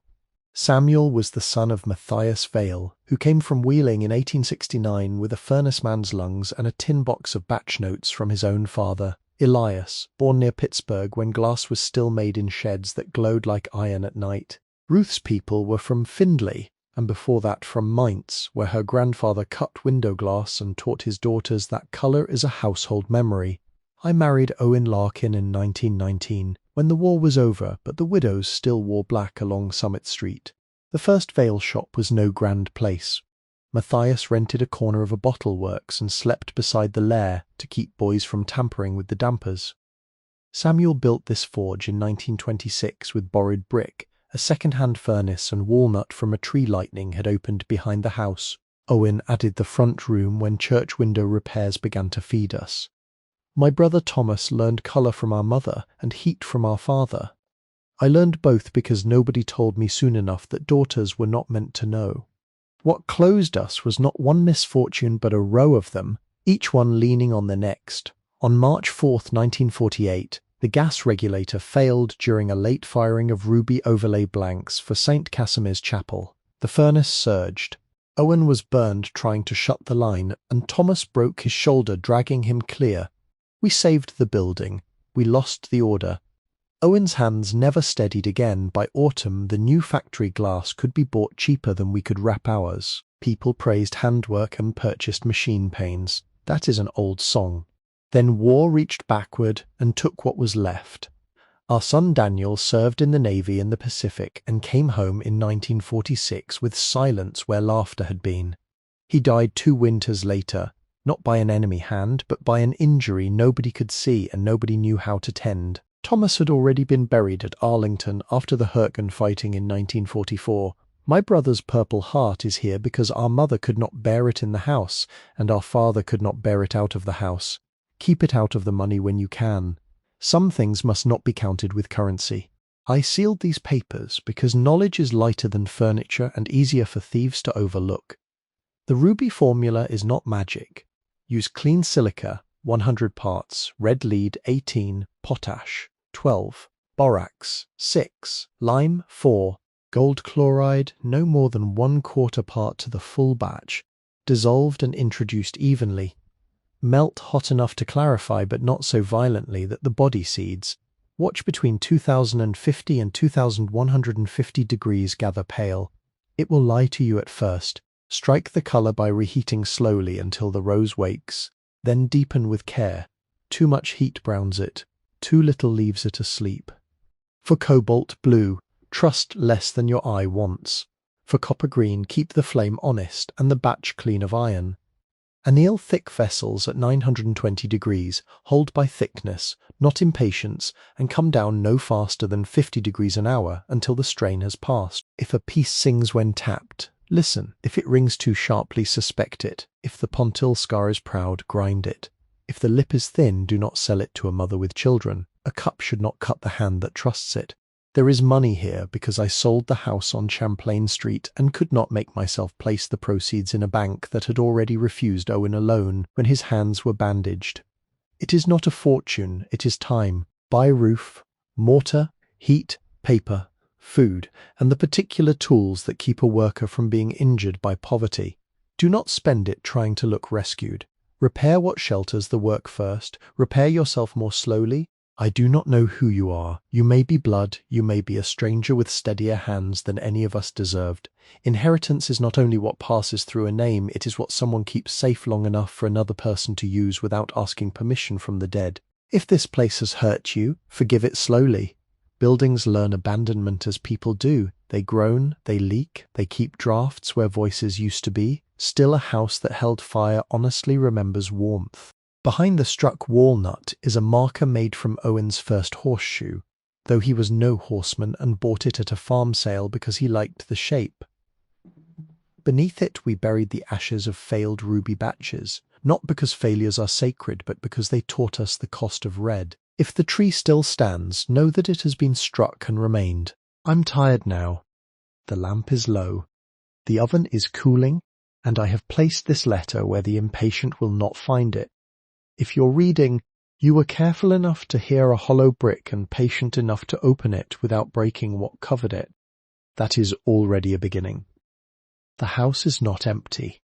It has been waiting. You're welcome here. Elsbeth Marion Vale Larkin, November 17th, 1953. Rowan read the letter once without stopping. Then she read it again, slower, with the formulas beside it and the medal within reach of her right hand. Outside, morning strengthened. A crow moved along the roofline, its claws ticking once against metal before it lifted away. The little stove remained unlit, but Rowan did not feel the cold in the same blunt way. It had retreated to the edges of things. She folded the letter along its original creases. Not new creases, not hers. The paper knew where it had been bent, and she followed those lines exactly, smoothing each fold with 2 fingers, careful not to press too hard. The blue thread had kinked where it had held the envelope for decades. She wound it around the letter again, not to close it away, but to keep all parts together until she could make a cleaner place for them. Only after that did she stand. The back door had swollen against its frame and would not open until she lifted while pulling. Cold air entered hard. She stepped outside with the letter tucked inside her coat and crossed the cinder yard toward the struck walnut. Frost still lay where the sun had not touched the ground. The tree stood as it had the day before, split by lightning and still alive in its lower limbs, black scars running down pale, exposed wood. Behind it, half buried under leaves and winter-dead grass, something curved from the earth. Rowan knelt. It was iron-rusted, nearly the colour of the soil. A horseshoe, fixed upright in a low mound with 2 old nails driven through its curve into a block of wood, now mostly taken by rot. Around it, the ground held small dark fragments that were not stone. She touched one and knew it by the weight. Glass failed ruby, gone brown in places, rose-red in others where the sun struck a broken edge. She gathered none of it. The marker had not been waiting to be owned. It had been waiting to be witnessed. She cleared the leaves from around the horseshoe with her hands, then sat back on her heels until the cold damp came through her skirt. Beyond the tree, the drainage ditch shone with skim ice. A freight horn sounded far off, long and low, and the note moved through the morning like breath through a pipe. Rowan looked at the split trunk, at the iron curve, at the buried failures, and understood why Elsbeth had mentioned them. Not to make them holy, to keep them from being mistaken for waste. When she returned inside, she found the candle almost by accident. It had been in the bottom of the wooden case, beneath a layer of cotton, wrapped in paper gone translucent with age, a short beeswax candle, thick as 2 fingers. Its wick bent flat against the top. On the paper someone had written, Christmas 1963, not used. That date made no sense against Elsbeth's letter, which meant another hand had added it later. Someone who had known the hiding place and chosen not to empty it. Perhaps a relative, perhaps Thomas's widow, perhaps a worker who had owed the family silence. Rowan set the candle in a saucer from the front cabinet. She placed it on the bench near the letter, away from loose paper, and lit it with one of the diner matches. The flame took slowly. For a moment it was only a blue bead at the wick. Then the beeswax softened, the flame rose, and the air changed. Not much. A candle could not warm a forge, but it altered the room's authority. The soot-black walls, the dead furnace, the cracked gauge, the rusted rods, all of it received that small light without arguing. The flame leaned once when wind found a seam near the door, then it steadied. Rowan sat before it with her hands open on her knees. She did not say the names aloud at first. Elsbeth, Samuel, Ruth, Matthias, Elias, Owen, Thomas, Daniel. Names came into the room, whether spoken or not, carried by ink, tools, money, colour, and a horseshoe behind a tree. They did not crowd her, they did not demand. They seemed to take their places along the walls like workers waiting for the next instruction. Her own life, which had felt until then like a string cut short in several places, showed itself as something knotted, imperfect, but not ended. She thought of Patrice at the community centre handing over coffee with no questions. She thought of the cleaning man outside the insurance office who had pointed her toward dry church steps instead of calling a patrol car. She thought of the retired teacher in Bowling Green pressing quarters into her hand while looking away. She thought of Mrs. Pritchard removing a softened dollar from some county drawer where Mercy had learned to sit quietly. She thought of Arthur Bell writing her name into his ledger, as if a condemned parcel were an address enough for credit. None of them had saved her. That made the kindness cleaner. They had each placed one board across one narrow ditch.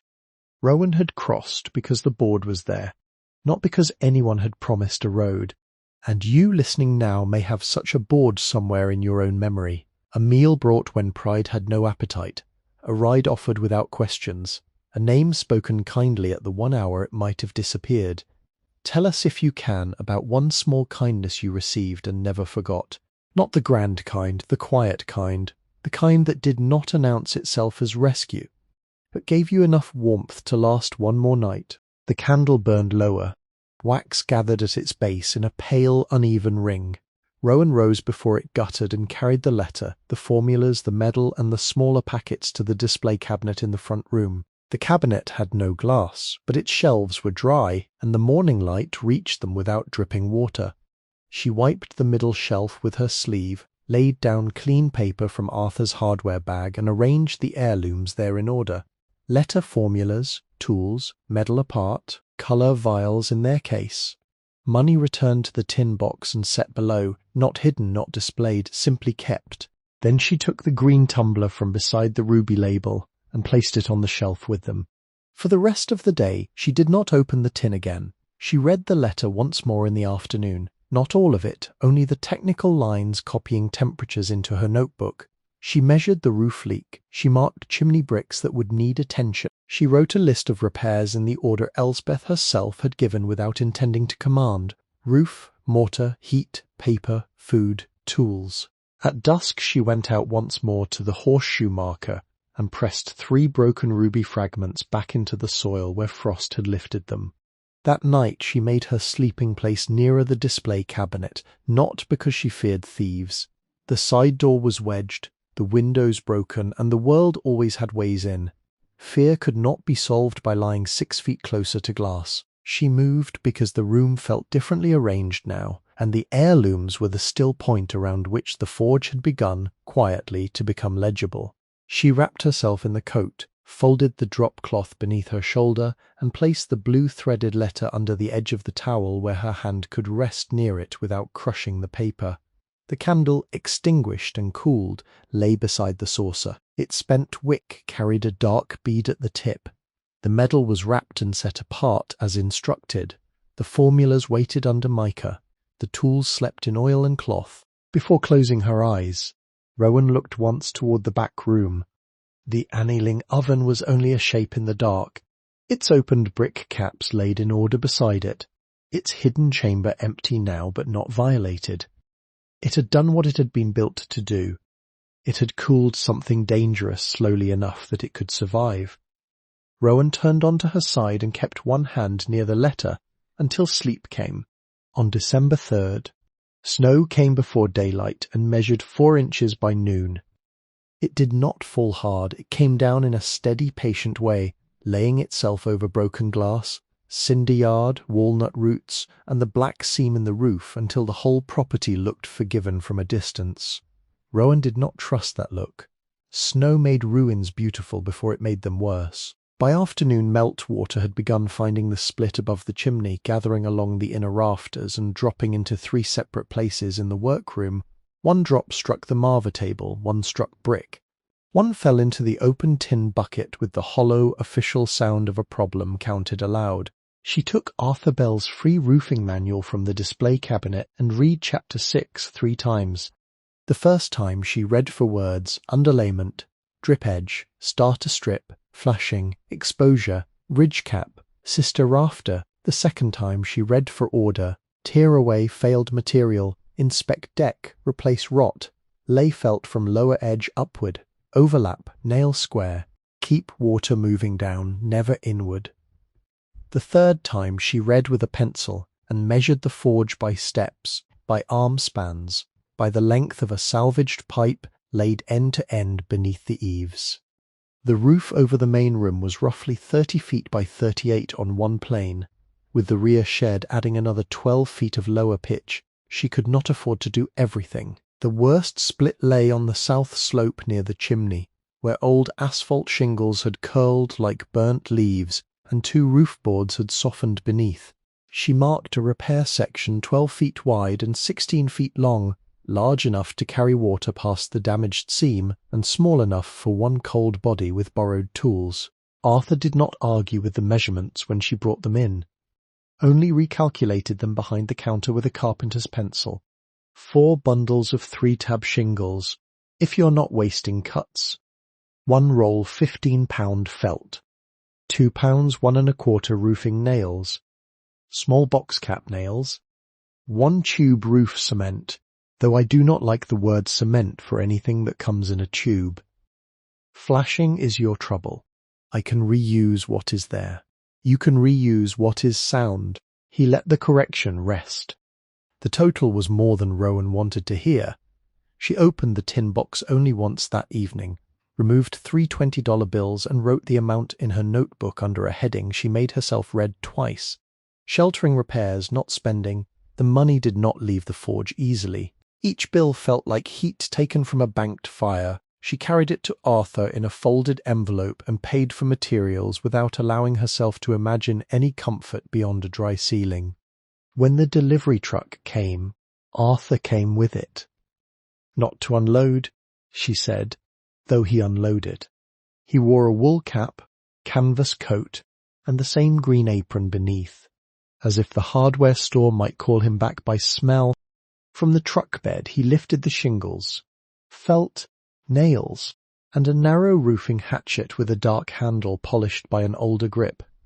"This is not on the invoice," Rowan said. "No, I cannot buy it. Did not ask you to." He placed it across the top bundle. The steel head was nicked but sharp, with a gauge notch worn into one side and a hammer face mushroomed from years of careful blows. "My wife's uncle roofed half of East Toledo after the war. He died with 5 hatchets and no children who wanted splinters. This one has been waiting for a roof that needs manners." Rowan rested 2 fingers on the handle. "I will bring it back." Arthur looked up at the split roof and then at her. "Use it first." The elder came the next morning. He did not introduce himself at the road. He appeared beside the struck walnut just after 8, wearing a navy peacoat, rubber boots, and a flat cap pulled low over a forehead brown with age spots. He carried a ladder on one shoulder, as if it were not longer than he was tall. His face had the folded, weathered look of paper kept in a pocket. His right eye watered in the cold. The left looked straight through weak excuses. "Belle said you got a roof opened." "Yes." "Name is Mr. Sutter? I roofed before your mother was a rumour." Rowan accepted this as credentials. "I cannot pay much." "Good. I do not take much." He set the ladder against the wall and shook it once to see how the ground answered. Then he looked at her shoes, her gloves, the hatchet in her hand. "You scared of heights?" "Yes." "Good. Scared people hold on." They worked 11 days, not straight through, because weather claimed 2 afternoons and 1 whole morning.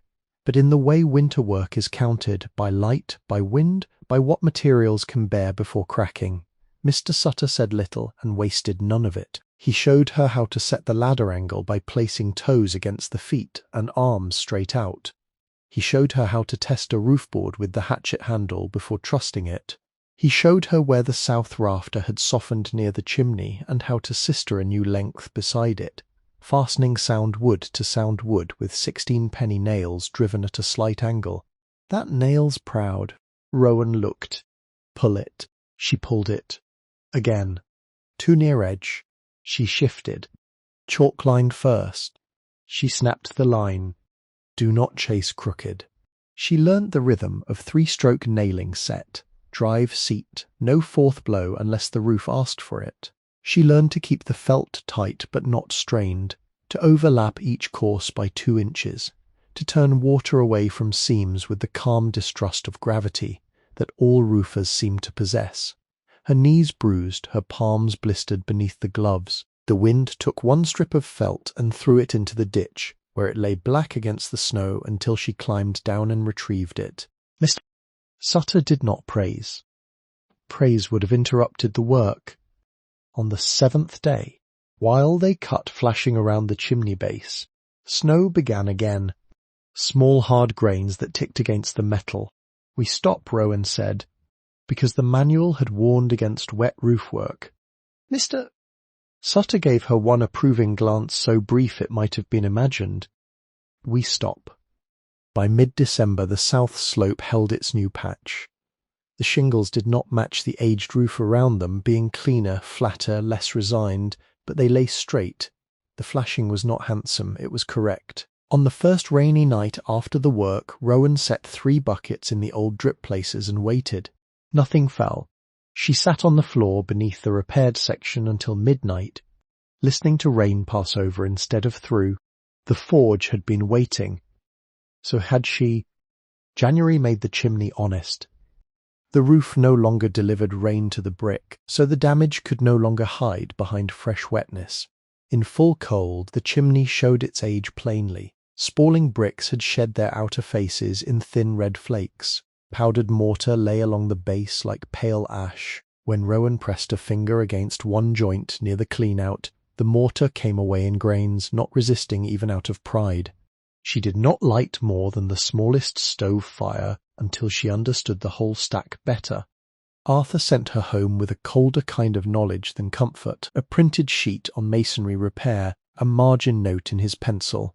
Type N for weather, not firebox. Fire clay where heat speaks. Hydraulic lime if you want the wall to breathe.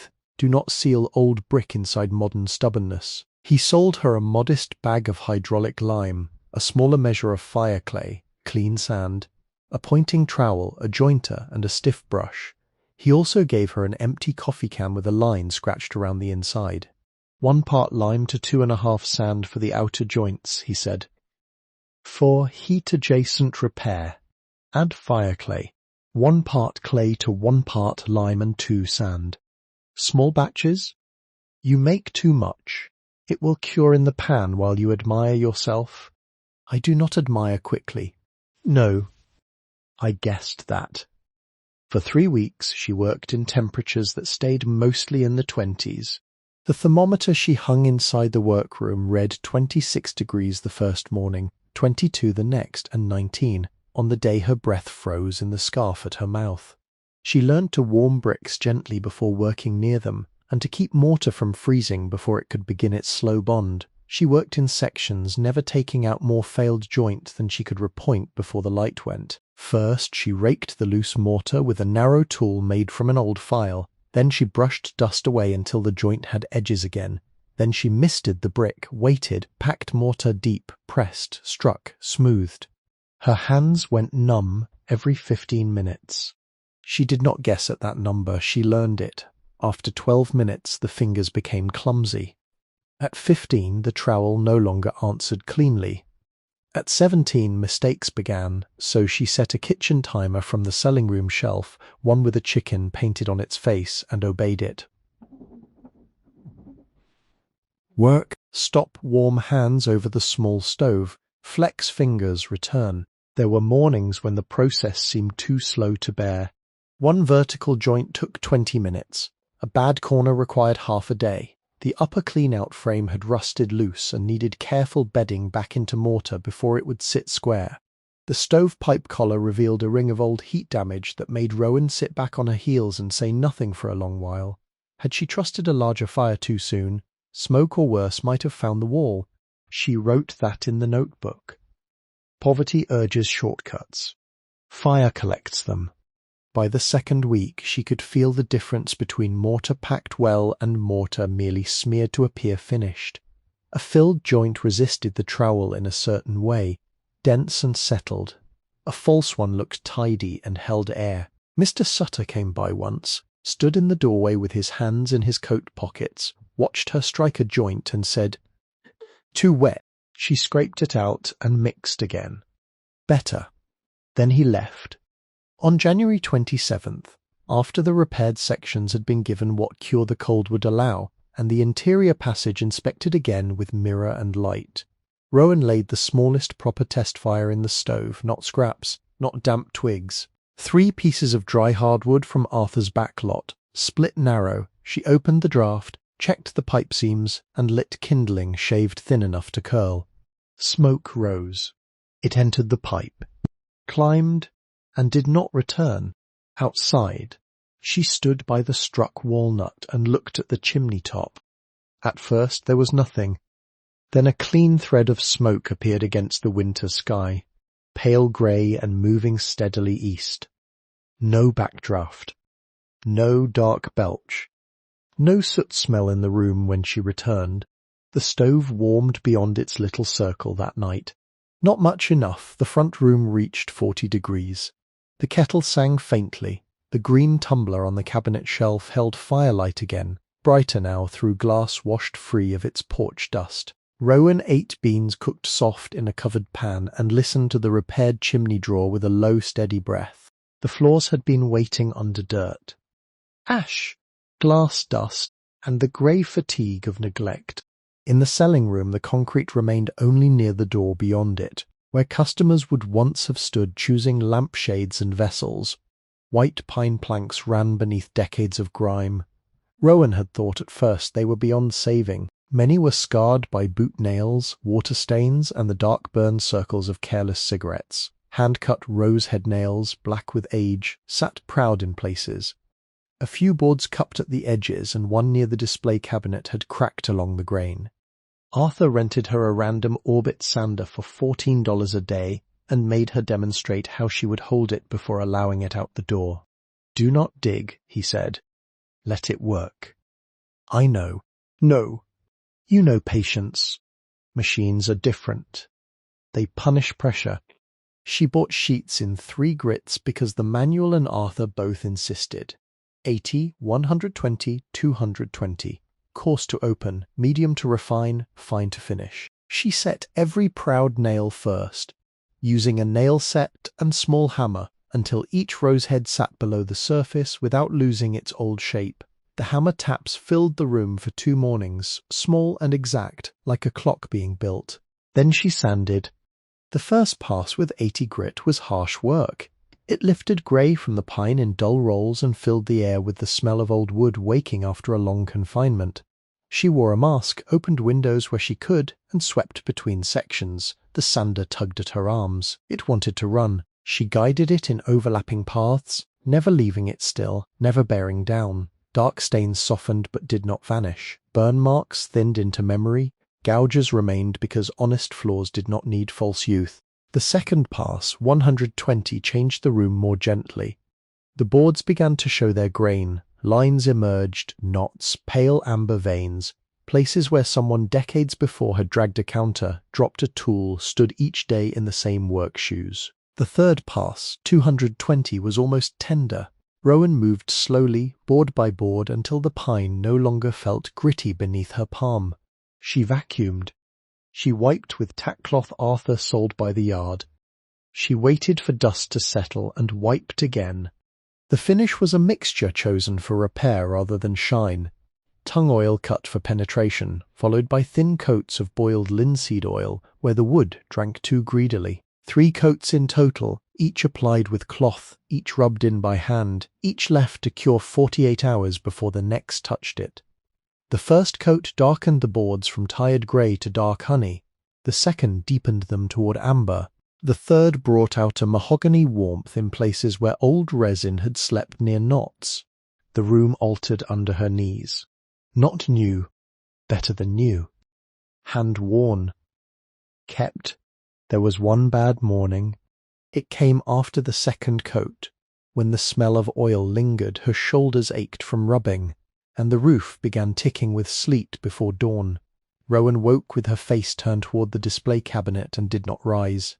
Nothing dramatic had happened. No fever, no injury beyond the usual collection of small pains, but the body sometimes presents its bill without argument, and that morning the bill was exact. She sat up. Then she sat still. The list on the crate said windows. Plaster, rear shed. Chimney exterior. Permit inquiry. The notebook lay open. The work was waiting. She put one hand on the floor she had spent days saving, and felt no answer rise in her.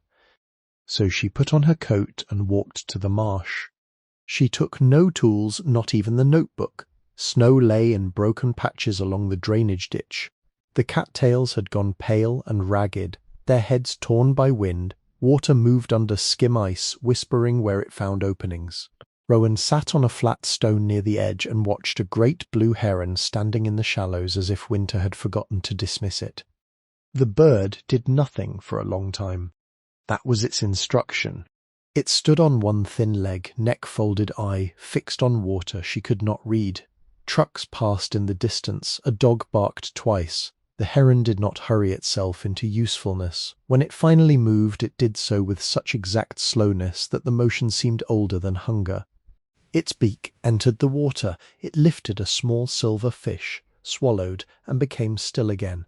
Rowan stayed until cold entered her feet. She did not work that day. By evening, she swept the selling room once, not because it had to be done, but because returning gently was also a way of returning. The floor took the lamplight softly. Every saved plank gave back a warmer colour than the day before. February entered through the windows whether invited or not. There were 8 in the main structure. 3 had no glass at all, only empty muntins and boards nailed across the inside. 4 were cracked, each in its own distinct pattern, one like a river delta, one like a ladder, one like a hand opening, one a single clean diagonal from corner to corner. The 8th window high on the east wall of the workroom was original and older than anything else in the forge. A date had been scratched into the lower sash with a point of metal, 1788, that made no sense for the building. Arthur explained it when she asked. Salvage. People reused good windows before catalogues taught them not to. Could have come off a farmhouse, church, mill. Nobody knows. You do not replace that one unless it falls into your hands and apologizes. The glass in it was wavy, seeded with bubbles, faintly green at the thick edges. When morning came through, the whole workroom bent slightly, as if seen through water. Rowan decided at once that the cracked pane beside it could be mended, but the 1788 sash would be cleaned, corded, and left. Window work was colder than floor work, and more delicate than chimney work. Putty resisted numb fingers. Glass disliked surprise. Old sash wood split if treated like modern lumber. Arthur sold her DAP 33 glazing putty, glazier's points, a narrow putty knife, 1/4-inch cotton sash cord, and 2 pieces of salvaged glass cut from storm windows removed from a school. Warm the putty in your pocket, he said. Not near the stove. Pocket. She did. The first window took an entire day. She removed the broken shards by covering them with cloth and pressing gently until each gave way into her gloved hand. She scraped the rabbit clean, not gouging the wood, then brushed away dust. The putty softened in her coat pocket, rolled between her palms into a rope. She bedded it into the frame, pressed the replacement pane into place with even pressure, set glazier's points along the edge, and laid the final bevel of putty with the knife angled low. The bevel looked poor. She scraped it off and did it again. By the 3rd window, the knife began to understand her hand. By the 4th, she could draw a cleaner line. Not perfect. Weatherproof. Honest. The sash cords were stranger work. She opened the weight pockets with a screwdriver and found the old iron counterweights resting inside like sleeping tools. Some cords had snapped and fallen in coils, others had rotted until they broke at a touch. She measured new 1/4-inch cotton cord, fed it over the pulley, tied it to the counterweight with a figure-8 knot as the manual showed, then lifted the weight back into its channel and tied the sash end snugly through the groove. The first time she tested a repaired sash, it rose too fast and struck the top rail. She adjusted. The second time, it would not stay. She adjusted again. When it finally lifted and held, suspended by its hidden weight in the wall, Rowan stood with one hand under the rail and felt something in the room return to balance. 8 windows took 9 days because February shortened fingers and stiffened materials. She worked in wool gloves with the fingertips cut off, then understood why Mrs. Pritchard had remembered Linnaeus. Glass work required skin, even when skin objected. Each evening she cleaned putty from under her nails. warmed the knuckles over the stove, and wrote what had been done. North celling window glazed. West celling window boarded temporarily. East workroom sash cord replaced. Original 1788 cleaned only, no replacement. South rear cracked pane stabilized until spring. The last window was the small one nearest the annealing oven. It had not seemed important at first, being narrow, high, and partly hidden behind the oven body. But when she removed the board across it, light entered the back room in a clear vertical line and touched the fire brick floor where the hidden compartment had been. Dust rose in the beam and turned slowly. Outside, on the walnut branch nearest the wall, a chickadee landed. It was so small that the branch barely acknowledged it. Black cap, white cheek, grey wing. The bird tilted its head and looked through the newly opened pane space at Rowan, as if inspecting the work. She held still with the putty knife in her hand. The chickadee pecked once at the bark, hopped sideways, then gave a brief shake of feathers against the cold. Rowan set the glass carefully.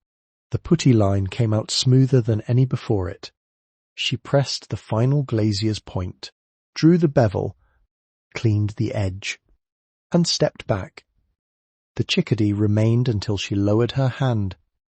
Then it flew toward the ditch, vanishing among the winter stems. By late afternoon, every window had either glass, a proper temporary board, or a written reason for waiting. Wind still entered the forge, but no longer as an owner. Light came differently now. It did not break itself on jagged panes. It crossed the repaired floor, touched the display cabinet, warmed the old formulas behind mica, and rested in the green tumbler until the room looked almost inhabited. Rowan washed the putty knife, wrapped it in cloth, and set it beside the other tools. She did not begin the plaster. The plaster waited until the house had stopped taking water through the roof and wind through the open glass. Only then did Rowan allow herself to touch the walls. At first she had seen only damage, 3 failed patches near the chimney, each one spreading outward from old damp like a bruise. The plaster there had bellied away from the lath, cracked in islands, and dropped small chalky pieces onto the floor whenever the stove warmed the room too quickly. But once the windows held and the chimney drew cleanly, she began to see what remained rather than what had fallen. Most of the original plaster was still true. It held to hand-split oak lath with a stubbornness that deserved respect. Horsehair showed in the broken edges, dark strands caught in lime like roots in pale earth. Arthur Bell had looked at a sample she brought wrapped in newspaper. "Do not use joint compound," he said. "I was not going to." "Good. Some people put cake frosting on old walls and call it repair." He went into the back of the store and returned with a paper bag folded twice and tied with cotton string. The label, printed in blue, had faded almost to nothing. Horsehair. Cleaned. 195 stock. Someone had written on it in pencil. "My father kept it," Arthur said. "Said old houses would come back asking." Rowan held the bag as if it might breathe. "I can pay. You can bring back what you do not use." The repair took longer than the patches suggested. First she scored around each failed area with a utility knife so the break would not wander. Then she removed only what had lost its key, tapping gently, listening for hollow places, stopping whenever the sound changed back to firm. Behind the plaster, the oak lath lay in uneven strips split by hand, nailed with dark little cut nails, gaps still open enough to accept new mortar if she did not clog them with haste. She mixed small batches, lime, clean sand, water, and horsehair, teased apart between her fingers until it dispersed through the mix rather than clumping like nests. The scratch coat went on first, pressed through the lath gaps so it mushroomed behind and locked itself when cured. She scored it with crossed lines while it was still damp, making a rough tooth for the next coat. Then she waited. Waiting had become part of the craft. The brown coat came after the scratch coat had set enough to hold, but not so long that it forgot the next layer. She laid it 3/8 of an inch thick, building the wall back toward plane, using a straight edge made from a salvaged shelf board. It was not graceful work. It required pressure, scraping, filling, stepping back, scraping again. The cold slowed everything. She gave it 72 hours, misting lightly when the stove dried the air too quickly. The finish coat was the thinnest and the most revealing, 1/8 inch, lime fine as flour. Sand screened twice through hardware cloth, no hurry, the trowel had to float, not drag. When she pulled too hard, the patch showed. When she fussed, it worsened. She learned to pass once with attention and leave it alone. On the final patch, near the stovepipe, the new surface met the old plaster in a seam so slight it could be found only by touch. Rowan stood in the room after washing the tools. The wall no longer looked repaired. It looked continued. "These patches will hold another 100 years," she said. The room received the sentence without applause. Doris came by way of paper bags. The first appeared on the front step before dawn, folded at the top and weighted with a can of tomatoes. Rowan found it while taking ashes out to the metal pail. Inside were 2 biscuits wrapped in wax paper, 3 hard-boiled eggs, a jar of bean soup, and an index card with neat block printing. From the diner. "Return jars when empty." Rowan carried the bag inside and stood with it beside the stove for a long moment.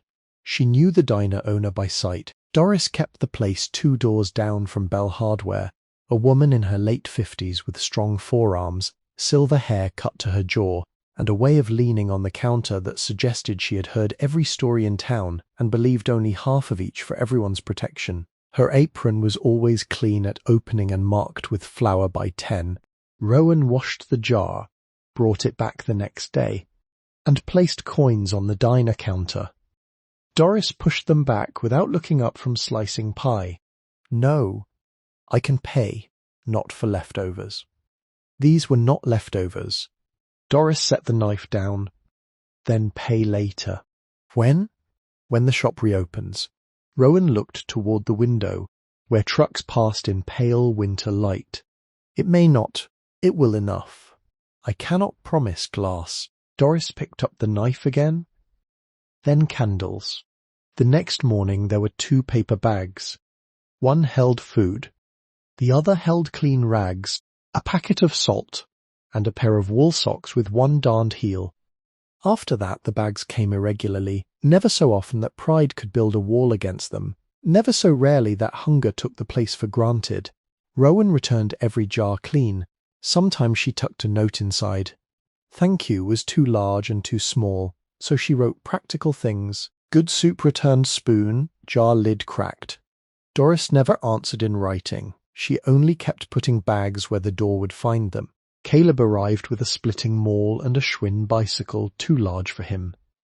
He was 15, perhaps 16, long-limbed and narrow, with ears reddened by cold and hair that fell into his eyes no matter how often he pushed it aside. The bicycle was blue beneath rust, its front basket wired on crooked, its tires soft but loyal. He rode up one Saturday in early March while Rowan was stacking chimney wood by the rear shed. A splitting maul lay across his handlebars, the head wrapped in burlap. "You Miss Vale?" "Yes." "My mother said you need wood split." Rowan rested a log upright on the chopping block. "Who is your mother?" "She works nights at St. Anne's," she said. "About your grandfather." He gave the last sentence no explanation, and Rowan did not press him. In towns like that, memory travelled along lines too fine to see. "I cannot pay much. I'm not taking money. Everyone takes something." He considered this with the offended seriousness of the young. "Then water." She pointed to the pump. Caleb split badly for the first hour and would not admit it. He swung too hard, used his shoulders before his stance, and buried the maul in stringy maple until both of them had to pry it loose. Rowan, who was no expert but had learned from watching Mr. Sutter use force only where force belonged, showed him how to set his feet, how to read a check in the grain, how to let the head fall rather than throw it. By noon, the pile had grown. He returned the next Saturday, then the one after that. He never stayed for meals, though he accepted biscuits wrapped in paper and put them carefully in the bicycle basket as if carrying documents. He talked most when working, not before or after his mother's back hurt. His father had left a truck he could not yet drive. School was boring except for shop class. He liked carving letters because letters did not move if clamped properly. Once, while stacking split oak, she touched the old sign leaning inside the selling room. Vale and Larkin, he read. That is what it says. Could say more. It says enough. He did not argue, but he looked at the sign again before leaving. Reverend Boyd passed every morning at 7:10. He did not come to the door at first. He walked along the road beyond the ditch in a long black coat and a grey hat, his steps measured, his breath visible in cold weather. He was a tall man in his 70s, with skin the colour of polished walnut, a white beard trimmed close, and a cane he carried more as rhythm than support. The church down the street had his name on a board, though Arthur said he had retired twice and failed both times. The first week, she only tipped his hat. Rowan, carrying water from the pump, nodded back. The second week, she paused by the walnut and looked toward the chimney smoke. Drawing clean now. Yes? Good chimney teaches faith. She had no answer to that. He smiled as if no answer had been required and walked on. After that he paused most mornings, never crossing onto the property unless invited, never asking whether she needed prayer, which she appreciated more than she could say. Sometimes he mentioned weather, sometimes a road closure. Once he brought a folded local paper with the permit office hours circled in pencil. He left it under a stone on the step and did not wait for thanks. When he prayed, she did it in passing. 4 words only. Lord, keep this house. He said it while walking, hat tipped, cane touching road, the sentence neither performance nor demand. Rowan heard it through repaired glass, through the side door, from the roof edge once when she was clearing a gutter. The words became part of the morning noises, like the pump handle, the diner truck, the chickadees beginning to trust the walnut branches. The cellar had waited longer than it should have because Rowan had learned to distrust holes. On February 11th, after the plaster scratch coat had set, and before a snow melt made the yard soft, she opened the cellar door at the rear of the workroom. The door lay flat in the floor, 2 iron ring handles set into planks swollen dark by age. She had swept around it for weeks. She had placed boxes on it. She had written cellar later in her notebook 3 separate times. That morning, later arrived. The rings resisted at first. She worked oil into them, waited, lifted again. The door rose with a damp wooden groan and released air that smelled of stone, earth, rust, and potatoes long absent. She set a brick against the door to hold it open, tied a rope around a post in the workroom, and lowered a flashlight before trusting her own feet. 7 granite steps descended into dark, not poured concrete, not brick, granite worn smooth in the centre by older traffic, each step broad and shallow. Rowan tested the first with the heel of her boot. Sound, the second, sound. The third shifted dust but not stone. She kept one hand on the rope and went down slowly, counting aloud because silence below ground can become too large if left unnamed. The cellar measured roughly 12 by 15 feet. Fieldstone walls, lime-washed once, now flaking in pale islands. A low ceiling of heavy joists.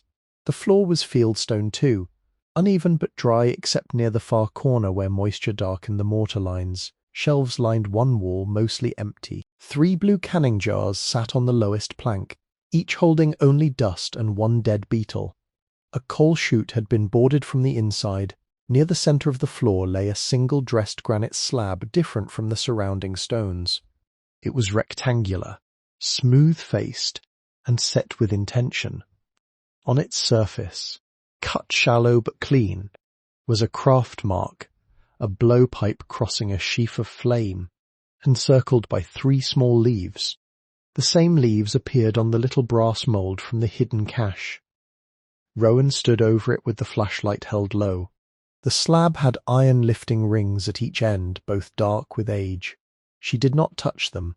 The mark was enough to tell her the stone had a purpose, and the memory of cedar discs kept her from treating every secret as available merely because she had found it.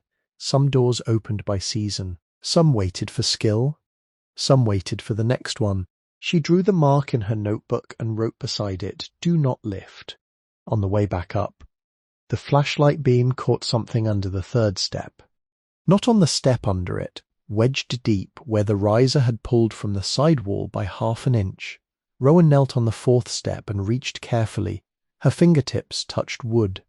Small, square, jammed tight by dust and swelling. She used the putty knife from her pocket, easing one edge, then the other, working until the object slid free into her palm. It was an oak box no longer than her hand.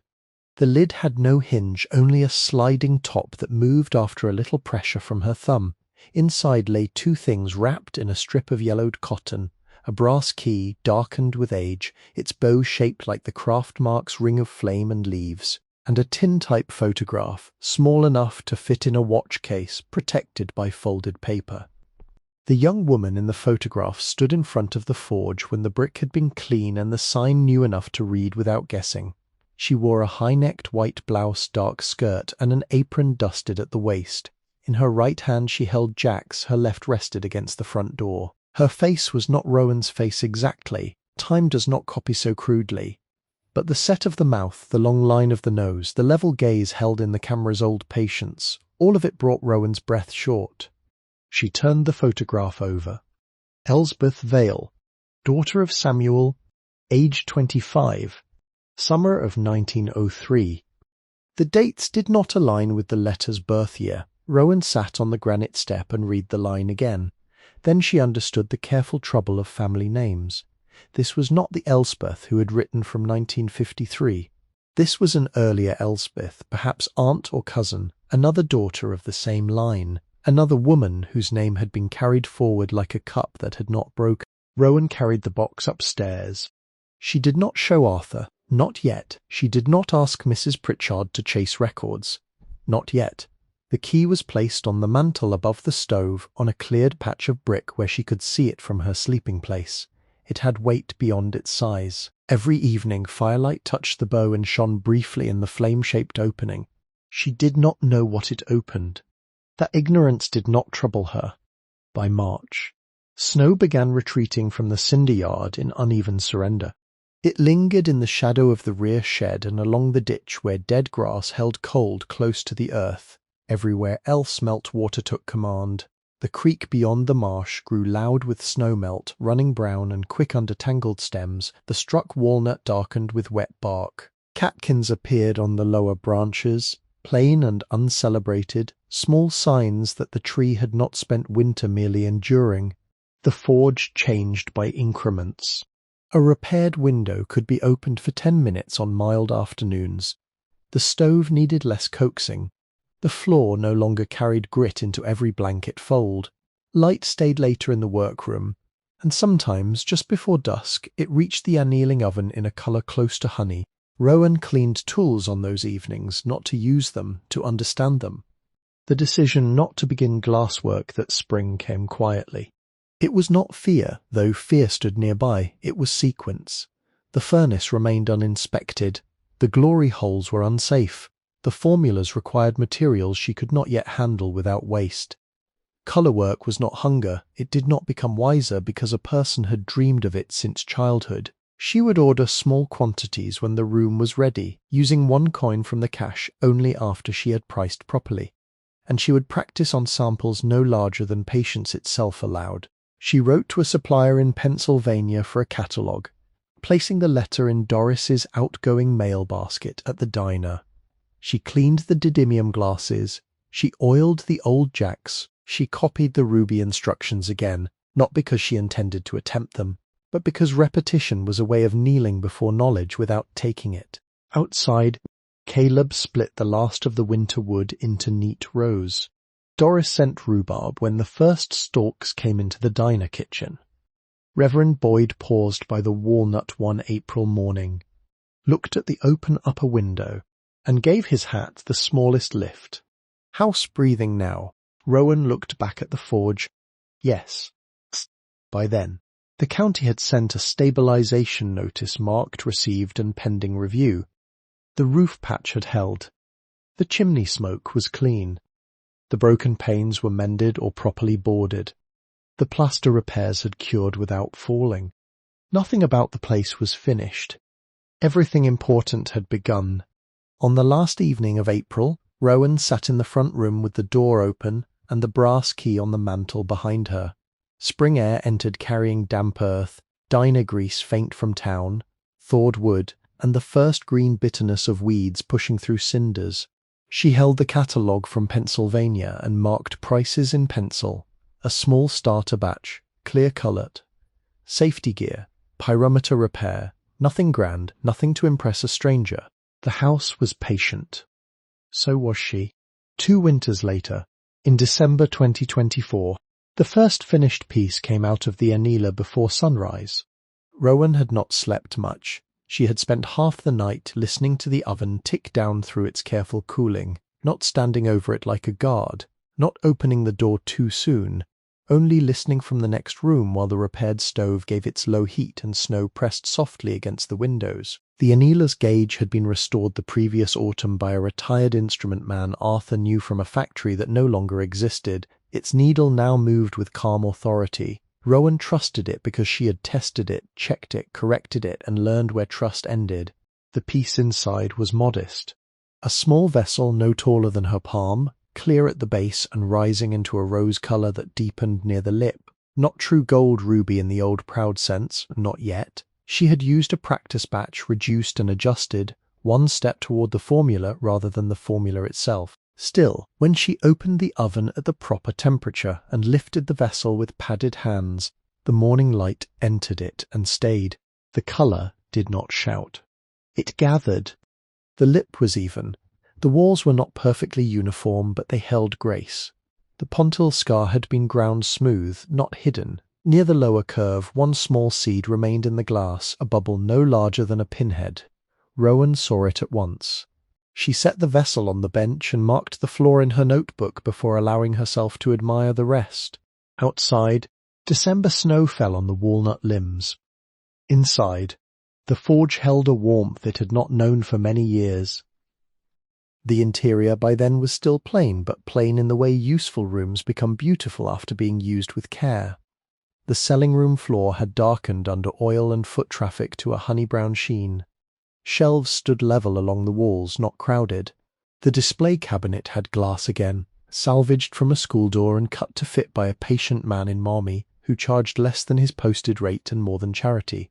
The green tumbler sat on the middle shelf beside the blue-threaded letter copied now onto acid-free paper, but with the original wrapped safely behind it. The workroom remained a workroom. It did not become a museum. The bench held tools within reach, not arranged for visitors. The Marva table had been levelled. The pipe rack was half full. One glory hole had been rebuilt, the other still marked with a tag that read later. The furnace was smaller than the original system and safer, installed after permits, inspections, and more paperwork than Rowan had believed one room could require. On a beam above the annealer hung Arthur's old roofing hatchet, returned and then loaned again indefinitely by mutual silence.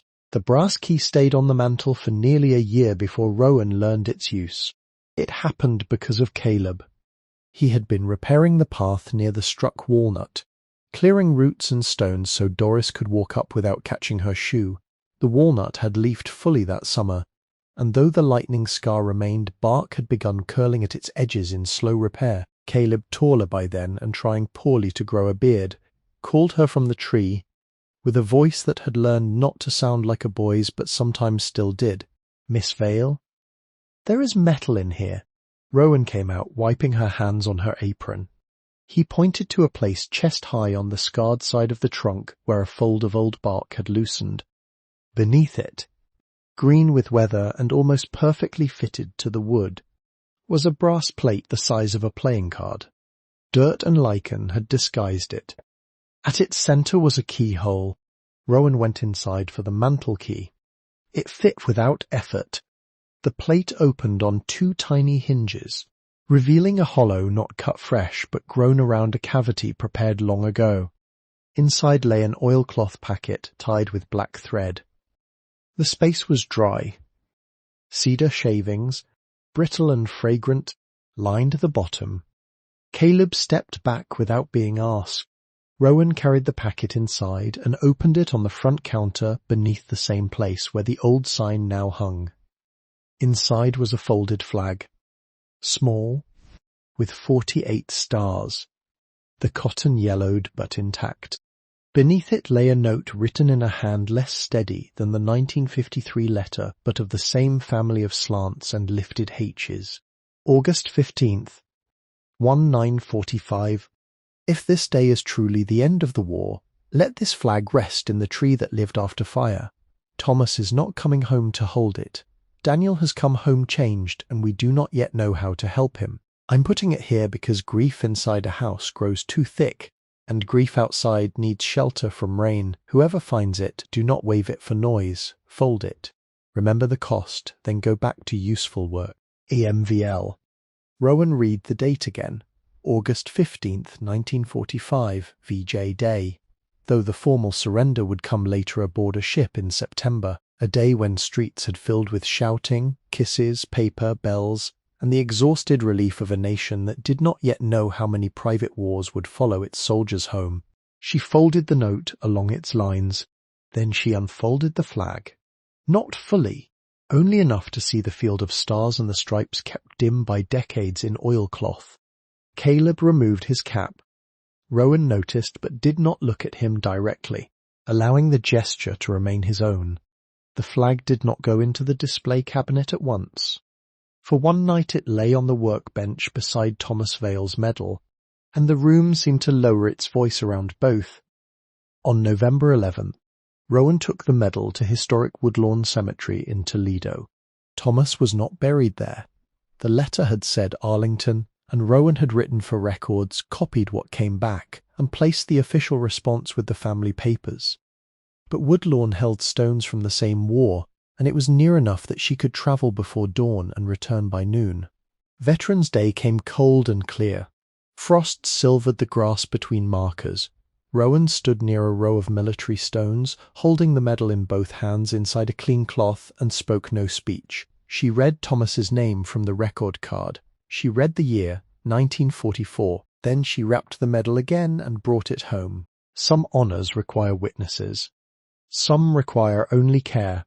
The money remained where Elsbeth had meant it to remain, though not under the oven. Rowan had made a new iron-lined box with a locking lid and stored it in the dry interior cabinet. Arthur helped her bolt to the wall. She spent only what repairs required, and even then she wrote every dollar as if accounting to the dead and the living at once. 3 silver coins went first, sold to a reputable dealer in Cleveland, after Mrs. Pritchard helped her find one who had no patience for cheating. Those paid for permit fees, chimney liner materials, and a portion of the window glass. A 4th coin, the 1908 half-eagle, she did not sell. It remained wrapped apart, not because it was worth more, but because some objects carry their own reasons. Later, 1 Franklin half went toward the first sample materials. Rowan wrote that too. The rest she sealed for the next one. That was the phrase she used in the ledger. Not for retirement. Not for comfort. Not for expansion. For the next one. Whoever would come after heat, after loss, after some future closing of doors. Money became safest when given a job larger than appetite and smaller than pride. The forge reopened without announcement. Doris made the first public notice on an index card and pinned it to the cafe corkboard between a church fish fry flyer and a handwritten ad for snow tires. Vale and Larking glass. Small repairs. Simple vessels. Careful work. Ask at counter for mailing list. She did not ask permission. When Rowan saw it, Doris was refilling coffee at table 3. You spelled careful right, Rowan said. I spell what matters. The mailing list began with 7 names, 3 of them Doris's cousins. By spring it had 42, not customers in the grand sense. Neighbours, churchwomen, a retired teacher from Bowling Green who somehow found her address through Doris, a man who needed a lamp chimney repaired, a librarian who wanted a cracked paperweight stabilised for a memorial shelf, 2 sisters from Marmee who remembered buying Christmas ornaments from an older Vale when they were children. Rowan took only the work she could do safely and well. She refused more than she accepted at first. No sign went up on the road for months. People found the place by the walnut, by the smoke, by the diner. by word moving along its own patient route. Caleb returned with the sign in late summer. He arrived near evening, pushing the Schwinn, because the basket now held a board wrapped in a sheet. He had grown broader in the shoulders from wood-splitting and shop class, but his ears still reddened when he cared about something. Rowan was cleaning the front window and saw him stop beneath the eaves, suddenly uncertain. "My mother said not to bring it if you were busy." "I'm always busy." "I can come back." That was not a dismissal. He unwrapped the board. It was not large. A hand-carved wooden sign, dark-stained, with letters cut deep and sanded clean. He had copied the old wording but changed the end. Vale and Larkin and Daughters. Art glass. Repairs vessels. Windows cunner work. Rowan read it once, then again. The old sign did not say that. No. Why plural? Caleb shifted his weight. Because there was more than one. In the picture. In the letters. You... them? I do not know. It looked wrong, singular. The evening held still. Rowan touched the carved ampersand. His knife work was not perfect. One S leaned slightly. The D in Daughters held a small nick where the blade must have slipped. He had not hidden it with stain. Good. A sign should not lie about the hand that made it. I can pay for the board. My mother said if you said that, I should say no. Your mother is becoming difficult. She has always been. They hung it together 3 days later, after Rowan sealed the wood, and Arthur found proper screws. Mr. Sutter came to hold the ladder, though nobody asked him. Doris brought coffee in a thermos, and pretended it was because she had made too much. Reverend Boyd stood at the road with his cane and hat, not making a ceremony of it, though his eyes stayed on the word Daughters for a long while.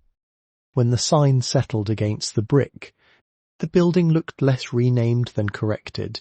That winter, after the first rose vessel and after the flag had been placed in an archival box with its note, Rowan began writing her own letter. She did it at the front counter in the evenings, when the day's work had been swept into piles and the annealer had entered its slow descent. She used a fountain pen Mrs. Pritchard gave her from her late husband's desk and paper Arthur ordered without charging postage. The first several pages were technical notes because a future inheritor would need temperatures more than sentiment if the shop were to survive another period of silence. Furnace schedule, annealing times by thickness. Supplier names, which inspector answered calls. Which window still needed watching in hard rain, where the money was kept and why it was not to be treated as rescue. Then she took a clean page and wrote the opening. My dear one, whoever you are. The words looked different in her hand, but they held. She paused there longer than expected, not because she did not know what to say, because she now understood that a letter to the unknown must be written without demanding the unknown become grateful. Elsbeth had not reached forward to claim her. She had only opened a door and left instructions beside it. Rowan wrote slowly. She wrote that heat should be raised in stages and trust more slowly. She wrote that poverty teaches useful thrift and dangerous fear, and that the future reader should learn to tell one from the other. She wrote that no tool is heirloom until it has been used honestly by more than one person. She wrote that buildings do not forgive neglect all at once, but they respond to care and language anyone can learn: less dripping, cleaner smoke, windows that rise, floors that take oil, a room that holds warmth past midnight. She did not write Silas Vane's name. He had no place in the letter. No antagonist returns to every room he once damaged unless someone keeps setting a chair for him. Rowan had removed the chair. That was enough. By then her life had grown around routines so modest a stranger might miss their abundance. Monday was order day. Tuesday, small repairs. Wednesday, accounts. Thursday, colour tests when materials allowed. Friday, cleaning and correspondence. Saturday, open hours by appointment, and whoever ignored the appointment part because Doris had told them to stop by. Sunday, no furnace unless temperature demanded it. Letters, mending, walking to the marsh. Sometimes in winter, Rowan still woke before dawn on the floor in memory, feeling for the crate that was no longer there. The body kept old maps. She did not scold it. She would rise, place wood in the stove, check the annealer, and stand barefoot on the pine floor until the present returned through the soles of her feet. On the 2nd anniversary of the deed recording, Mrs. Pritchard came to the forge in a navy coat and good shoes unsuited to the cinder path. She had retired that summer, though the county still called her twice a week because certain drawers did not open properly without her. Rowan made tea. They stood beneath the sign, looking at the word daughters. "I kept something, Mrs." Pritchard said. From her handbag she took a small envelope. Inside lay a softened dollar bill, folded once. Rowan recognized it not by serial number, but by wear. Cloth-like, thin at the crease. The same bill the clerk had placed toward the copy fee without saying so directly. It had not gone into the county account after all. "I put in my own, Mrs. Pritchard said. "This one stayed in the drawer." "Why?" The older woman looked toward the front room. The repaired shelves, the glass vessel catching pale light. "Some records are not official." Rowan did not take the bill. Mrs. Pritchard did not offer it. She only showed it, then returned it to the envelope. "Still in the desk." "In my desk now." They drank tea from cups Rowan had not made because her own cup work was not ready for guests. The green tumbler remained in the cabinet. The rose vessel stood beside it. The old letter lay protected below. The new letter, unfinished, waited in a drawer. Outside, the walnut tree moved in a December wind. Its lightning scar had not vanished. It never would, but bark continued to curl around the wound, slow and exact, and each spring the lower branches leafed more fully. The forge stood behind it with smoke lifting cleanly from the chimney. No crowd came, no newspaper took a photograph, no family name was restored in a public ceremony. The work did not require that kind of noise. Customers came by the diner corkboard, by memory, by someone's aunt mentioning a careful woman who could mend a lamp chimney without making it look new. Caleb began an apprenticeship after graduation, though he still claimed he was only helping until he decided. Doris collected jars. Arthur refused to retire. Reverend Boyd kept walking past and praying in 4 words. Rowan kept the accounts. She kept the formulas. She kept the flag folded and the medal honoured. She kept the money mostly untouched, because time was the thing Elsbeth had purchased and hidden, and time should not be spent all at once. Near the end of that winter, Rowan placed her first true ruby attempt in the annealer. It was not for sale. It was not large. The colour had struck unevenly, deep rose on one side and nearly clear on the other. Years before, such imperfection might have felt like verdict. Now she labelled it properly, recorded the firing schedule, and set it on the shelf marked learning. The forge had been waiting. So had she. In the evenings when snow came down over Lucas County and trucks passed beyond the walnut in muted intervals, the windows glowed low from the stove and work lamps, not bright enough to announce themselves across the city, bright enough for anyone walking the road in cold weather to know the building was not empty. A glassblower's forge waits. It has always waited. It waits in brick that remembers heat, in tools wrapped against rust, in formulas written by hands no longer living, in floors that can be saved if someone kneels long enough, in a county drawer where a dollar bill stayed soft from being handled and kept. It waits for the one who can hear a hollow place without striking too hard.